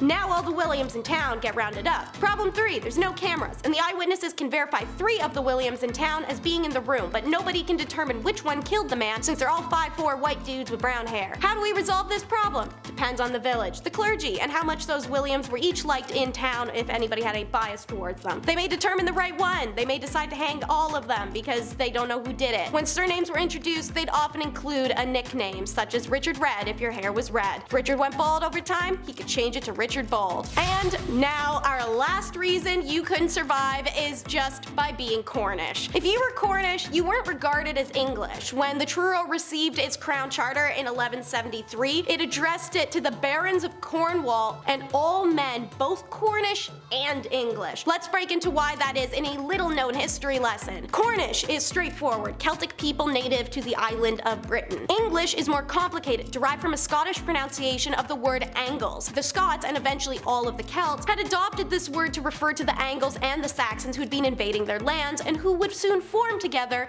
to declare themselves the kings, forcing control over the Cornish people. The Cornish were made to do hard labor in mines, their language made illegal, and they were taxed to death to fund the other English colonial wars and pursuits, originally with the other Celts and then in the Americas, Africa, and India. Funding these colonial wars meant that the English stripped the land, so they clear-cut every tree and ran every mine dry, killing millions of Cornish people in the process. The Cornish rose up against the English tyrants many times, and on several occasions would have overthrown London itself if it had not been for terrible betrayals from supposed allies. Eventually, there was not enough wealth in Cornwall to sustain the Cornish. Millennia of Roman wars and occupation followed by English wars and occupation had destroyed the land and broken the people. This is what drove the Cornish diaspora, and it's why there's now 10 times as many English in Cornwall than there are actual Cornish people. Elders there still suffer the effects of intergenerational trauma and PTSD. Number 10, duels. The Dark Ages, yeah, a lot of fun. Hope you're prepared at all times to defend your home, your family, and your honor. Good luck. You get a really sword as well. Break a leg or two. Medieval duels were a common spectacle among men. It was a means to settle disputes and display bravery and stand like this and talk like this, of course. Dressed to the nines in armor and tights, knights clashed on horseback and on foot, wielding swords, maces, and shields. I wouldn't be able to carry any of those. My arms would be shaking just trying to hold a shield. They're so heavy. They're so impossibly heavy. These intense one-on-one bouts were governed by strict rules, often overseen by heralds or nobles. Yes, our noble Joe Rogan will oversee this bout. Now bump fists. Ping. Duels showcased a knight's honor, with victory bringing respect to the land. Yeah, you gotta bring that respect back to your land or else you're not coming back to that land. The outcomes impacted social standing and reputation. While duels had its risks, it was an integral part of medieval culture. So go support your medieval times dudes. Go eat some chicken and watch an $80 show. They're pretty fun. I haven't been yet. Number 9, falconry. This one's pretty bad. So when you think of the Dark Ages and the jobs that were available, we often forget about this one. This one's pretty cool. Falconry was a popular pastime among noblemen during the medieval period and involved the training and hunting with birds of prey such as falcons, but also hawks. But hawkenry doesn't sound as cool, so we gotta say falconry. Rolls off the tongue. Rolls off thy tongue. These noble hunters formed a deep bond with their feathered companions through meticulous training. Now falcons, prized for their speed, agility, and keen eyesight, these were used to pursue and capture smaller game. Falconry served as both a prestigious sport, but also a practical method of acquiring food because, well, Uber didn't exist back then. But you know what we had? A guy with a falcon that we can trust. A scary man with a falcon who'd walk around and grill you all day. Number 8. tights. I don't know why I said it so angry. I'm like, tights. In medieval times, men wearing tights was a fashion trend that reflected social status and style. I got a pair of tights for running, and I'll be honest, I've never felt more like a knight in my entire life. Pull them up, tight as a knight. Let's do this. Tights were originally worn for practical purposes like keeping warm and having an ease of movement, of course, but tights gradually became a symbol of high fashion among the upper classes. Of course. Can we do that with sweatpants now? Can we? I feel like we're close. They accentuated the physique and showcased a man's wealth and refined taste, you can say. Sure, we'll get onto that in a little bit. Yeah, all of that in one pair of tights. How lucky were we? Tights were often brightly colored, sometimes even covered in fun patterns. They're your tights, you're living in them, get creative, why not? This fashion statement eventually influenced modern day styles. So next time you see a jogger, just think, that's a noble knight right there, running to his next bout with his water belt. Number 7, cod pieces. Since we're talking about tights, let's talk about what we stuffed inside said pants. Said pantaloons. In medieval history, cod pieces were a peculiar fashioned accessory, trend, whatever. They were worn by men. Now these padded or stuffed coverings were designed to protect, but also emphasize the groin area, and it got really stupid. They really got carried away with it. It became a joke almost immediately. Originally serving a practical purpose, cod pieces eventually became exaggerated and decorative, symbolizing masculinity. Again, all while wearing tights, which is so funny. What a sight to see. Some guy wearing like the biggest cup you've ever seen. You're like, this isn't cool. You don't look like a really cool guy right now. Why is yours so bumpy? You should go see the local barber and get that checked out. Their size and prominence varied over time, with some, of course, reaching comical proportions, covering them in diamonds, studs. Like, you know, that doesn't look good, man. Hashtag not hot. Get out of here. Number 6, public bathing. Bathing establishments, such as a bathing house or a communal tub, these provided a place for men to gather and cleanse themselves. It was so disgusting. Now you think guys are gross now in the washroom and whatever goes on in there. Back then, these gatherings were considered a social gathering where men would interact, relax, and discuss various matters. Official means, okay? Watching a guy wash his behind while he's pitching you a beard tax. You're like, okay, sure, perfect place for a meeting. Let's do it. Mind if I cover up first? Weirdo. The act of bathing back then was seen as both a physical and a spiritual purification. Yes, so spiritual. All this is really transcending me. I love it. Let's go home and plan some stuff. While nudity was not unusual back in these settings, modesty was still valued, just a smidgen. So individuals would often use towels or cloths for some level of privacy during these meetings. Thank God. How vulnerable is that? Like, hey, any ideas? You're like, yeah, man, I'm naked. Why don't we get dressed first? Here's my idea. Number 5, arming squire. Being a knight, obviously it sounds cool. They have the sword, the horse, the flowing hair, whatever. They're saving the damsel in distress. Sometimes they lose a hand like Jaime Lannister. Spoilers, you had 10 years. But that's just what being a knight is, right? It wasn't always a fairy tale epic being a knight. I mean, first of all, this process starts when you're young. When you were 7 years old, you would be given to a noble to learn for 7 more years, and then at age 14, quick maths, at age 14, you would become a squire. A squire is a knight's intern, not an ideal job to have when you're a wee lad, but it's a job in the medieval times nonetheless. Can't complain. Also, you had no choice. Get going. Arming squires, they had a lot of responsibility. Arming squires would repair a knight's armor while they were still wearing it, you know? Which buckle was it? Oh, okay, that one. Ugh, it's pretty wet and damp. Yeah, fixing up chainmail on a grown man's thigh. That ought to suck. Welcome to the Dark Ages. Also, after these epic, messy battles, arming squires would have to clean everything off their armor. Everything, yeah. A lot of yuck, and this was long before Dawn soap was ever a thing, so they had to clean with urine. Yeah, it gets worse and worse, doesn't it? Welcome to medieval times. Moving on. Number 4. Jesters. The earliest account of the fool, they go back to the 11th century. Now these fools were hired to liven up the party. Most of you may have an image of a jester in your head, jumping on tables, telling jokes, farting on your aunt and uncle. It's pretty accurate. That was his job. Pretty cool. It was one of the best jobs to have, all things considered back then, this title of a minstrel or a fool. It was an honor to have. The fool's payment was also no joke. Roland Le Couture, he was rewarded with 30 acres of land from King Henry II. As long as he showed up to court every year on Christmas Day to fart around. Literally, he would whistle, jump around, and actually fart. And in doing so, he had acres of land. That was loaded because he was just farting on people. Imagine eating beans on Christmas Day, having a nice time with your family, and then Roland jumps on the table, starts farting on your grandma, then he leaps back over to his mansion. I hate this. I hate the dark ages. Let's move on. I'm getting angry. Tell no one. Number 3, groom of the stool. Nowadays, higher ups in the office, they have assistants grab your coffee for you. Maybe they answer some phone calls. Keep the business running while you're off golfing. You know, whatever you want to do. Assistants are vital. The groom of the stool, that was a bit much when it comes to assistants. See what I did there? Assistants. We have some labor laws put in place now that I don't think we're gonna see an online job opening for a groom of the stool anytime soon. But hey, who knows? Fingers crossed. I'd love to see this again. That's pretty funny. Back in the Dark Ages, this role was vital and respected. It was created by King Henry VIII. Now this role was to assist the king, specifically to assist his bowel movements, his activities, his big old king sessions. You had a box that you had to carry at all times. Now that was where all the magic happened in said box, the dark magic that is. And you would literally follow the king around until he needed to use this box, because porta potties weren't a thing back then, and there's no way you're gonna catch a king squatting in the woods, so now we're here. Now this is your job. In fact, you wouldn't even find that king wiping his own behind. That chore was also reserved for the groom of the stool. You're probably thinking, Taylor, which poor soul had to be stuck with this role? A prisoner? Somebody who lost their sense of smell, hopefully, ideally? No, only sons of noblemen could take on this role. And in doing so, they also gained access to every room, tons of clothes, and any bedchamber furnishings in a castle. And of course, high pay. Thank God. Okay, maybe I would do it. That's not bad. Would you wipe an ass for a castle, Chris? Probably, right? Not bad. You wipe your own for, you know, for no castle. So that's fine. We can get you a castle. Number 2, dentist, barber, surgeon combo. Get 3 appointments in 1, all in 10 minutes or less. How lucky are you to be alive in the Dark Ages? Back then, dentists were not a thing. You weren't gently encouraged to floss more. You didn't have a fun chair that went back real slow. But they did have solutions. They had one solution, and that was to pull everything. Cavity, gone. Toothache, see you later. Maybe you accidentally bit a rock, you chipped a molar.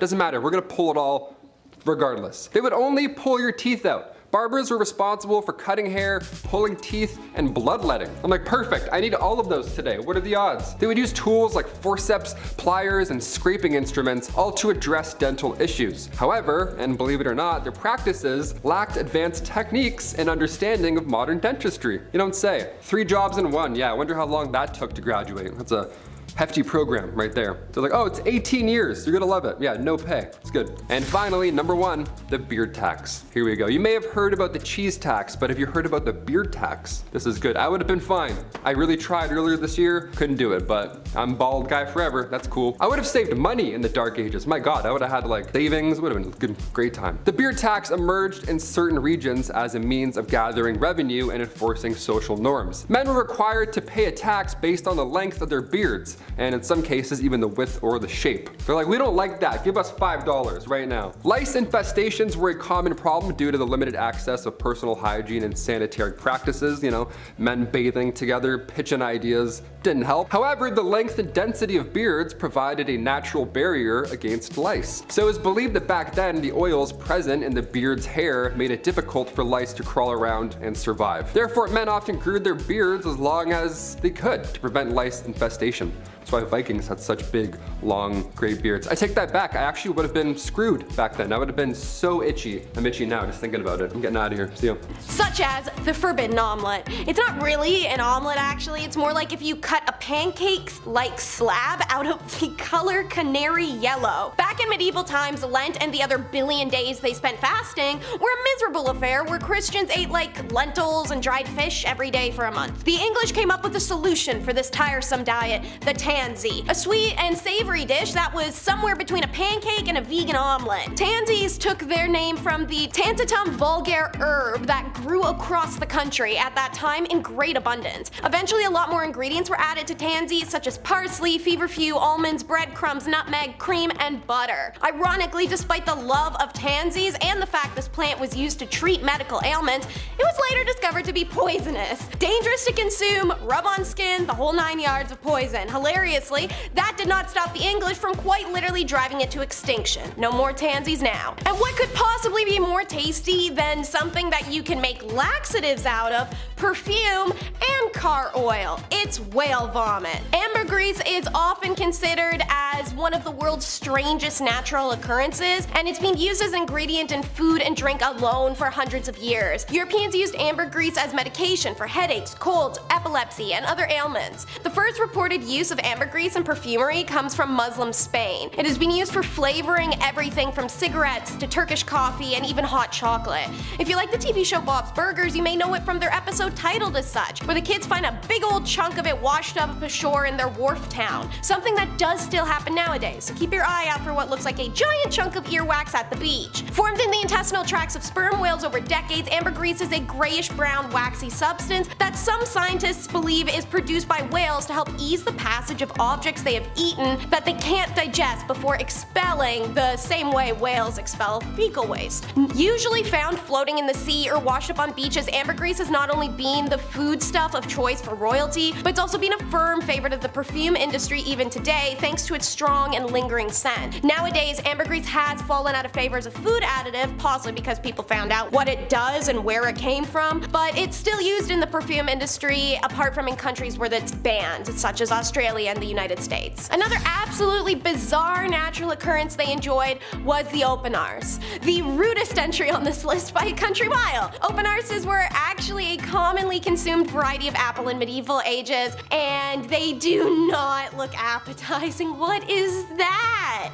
It looks like a Photoshop project of a potato, persimmon, and a crab apple put together. I would say don't judge a book by its cover, but the inside is an effing mess too. Look at that. Who thought that was edible? Who said, look, that looks tasty, give me a bite? Literally has the composition of a moldy peach. According to the interwebs, the apple got its rather vulgar nickname from its appearance of the underside. The calces, which normally look like this on an apple, are very large, and they're spread apart on an open arse, giving the underside of an apple a distinctly certain exit human appearance. Somehow, looking like that and being still called an open arse, the apple managed to pick up popularity in the 13th century and remain popular for cooking well into the 17th. Dying of fever or just in the mood for an inconvenient, hard-to-cook dish? Well, you may want to consider roast rodent. Those little roly-polies, hedgehogs were considered a cure for everything from sore throat to leprosy. Their fat and intestines were considered the most viable. Hedgehogs may seem like an unlikely source of nourishment for us today, not just because of their prickly spines, yet their quills didn't deter determined chefs of the past globally, especially in medieval times when they prepared roasted hedgehogs by gutting and trussing them just like pullets. The hedgehogs were then roasted, and then only after they were pressed in a towel to dry and served with camelline sauce or wrapped in pastry and then broiled again. A piece of advice: if you're trying to roast a hedgehog and it refuses to unroll, simply take the dead body and put it in hot water. Or at least that's what the recipe books say. It's gross now, it was gross then, but hell do we love it. It's fast food. Stopping for a few minutes to pick up a meat pie for lunch was as common as hitting the drive-thru today, and just as likely to give you diarrhea. Just back then, diarrhea would probably kill you. Fast food cooks were notorious for using diseased or undercooked meat, or just warming up yesterday's spoiled leftovers.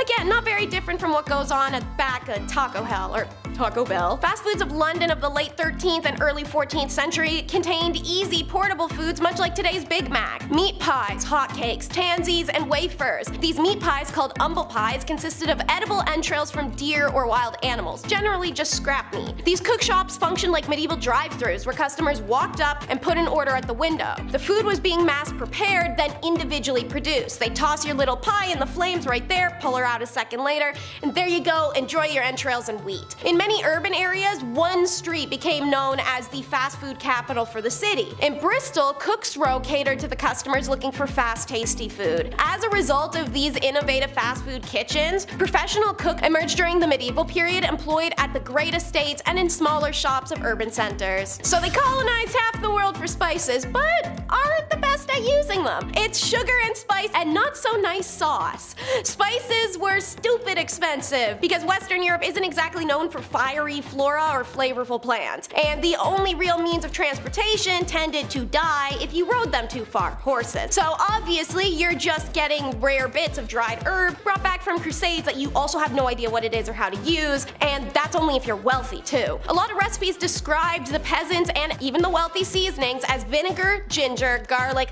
chopped bread, unripe apples, and almond milks. AKA most people were limited to flavoring their foods with whatever BS they had lying around, mostly the tart or sour, leading to the modern British tradition of refusing to eat food that actually tastes like anything. Like spices, sugar was so expensive that it blackened rotten teeth became a status symbol. It was so coveted that when it finally became cheaper and more accessible to the average person in the 16th century, people went nuts. They were rolling meat in it, vegetables, and probably themselves.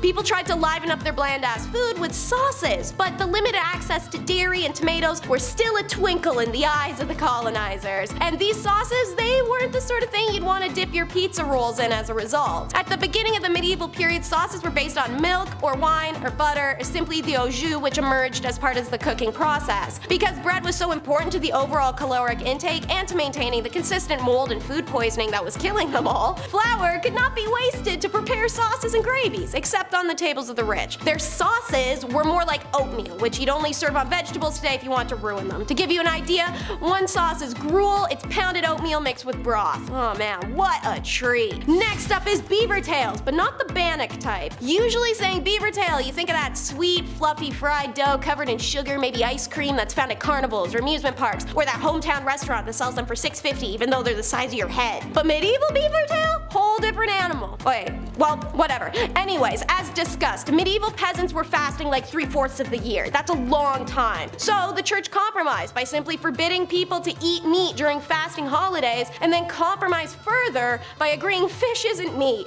But why stop there? People went even further by deciding certain parts of animals found in water that kind of looked like a fish, like a beaver's tail, counted as fish. Beaver tails were similar in shape to flatfish if you used your imagination. They looked like they were covered in scales and they spent a lot of time underwater, therefore they're actually fish. And they provided a cheap stand-in for the country's fishless poorer masses. But again, why stop there? The 17th century was no longer just the tail that was allowed on fast days, but the whole beaver itself. The beaver was a fish due to the fact it was an excellent swimmer. Unsurprisingly, the 17th century is the same year the beaver goes extinct thanks to overconsumption.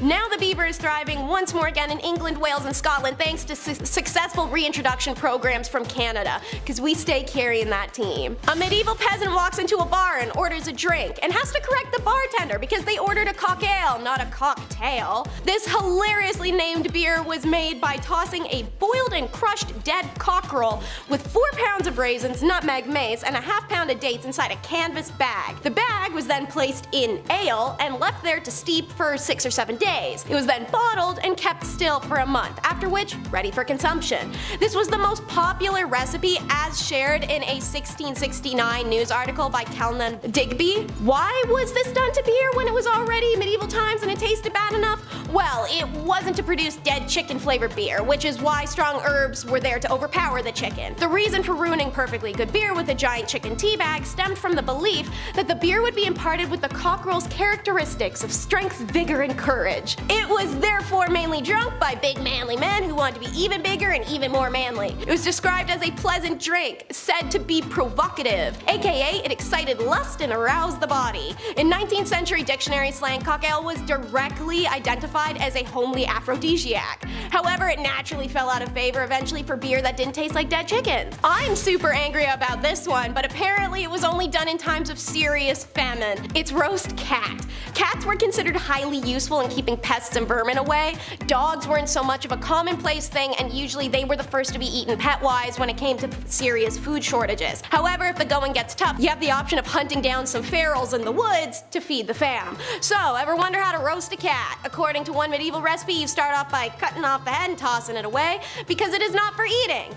For they say that eating the brains will cause him who eats them to lose his senses and judgment. Then you do the cleaning. At this stage, the feline may look ready to roast, but alas, you must first bury it in the ground for a day and a night before you do. Then you unbury it, spit it, roast it, and whip it with a green stick. You can serve the roasted cat by soaking it in broth and garlic. To quote the end of the recipe, and you may eat it because it is very good food, which I feel like they threw in because they knew folks were not sold on eating dead ground food. And of course, what better to end this list than literal garbage, a real, literal actual name for a medieval dish. The historical food blogs are fighting for their lives to try and say this recipe is super tasty, and they've used the old recipe to make it at home. I do not believe you. I will die on this hill. This is probably the worst titled dish in history, and its ingredient list does not improve it. I have found 4 recipes, and each is just worse than the rest, all going as far back as 1393. So, most generically, you're gonna need all the worst parts of a chicken. You need the head, the livers, the gizzards. Throw them into a nice pot. Add fresh beef broth,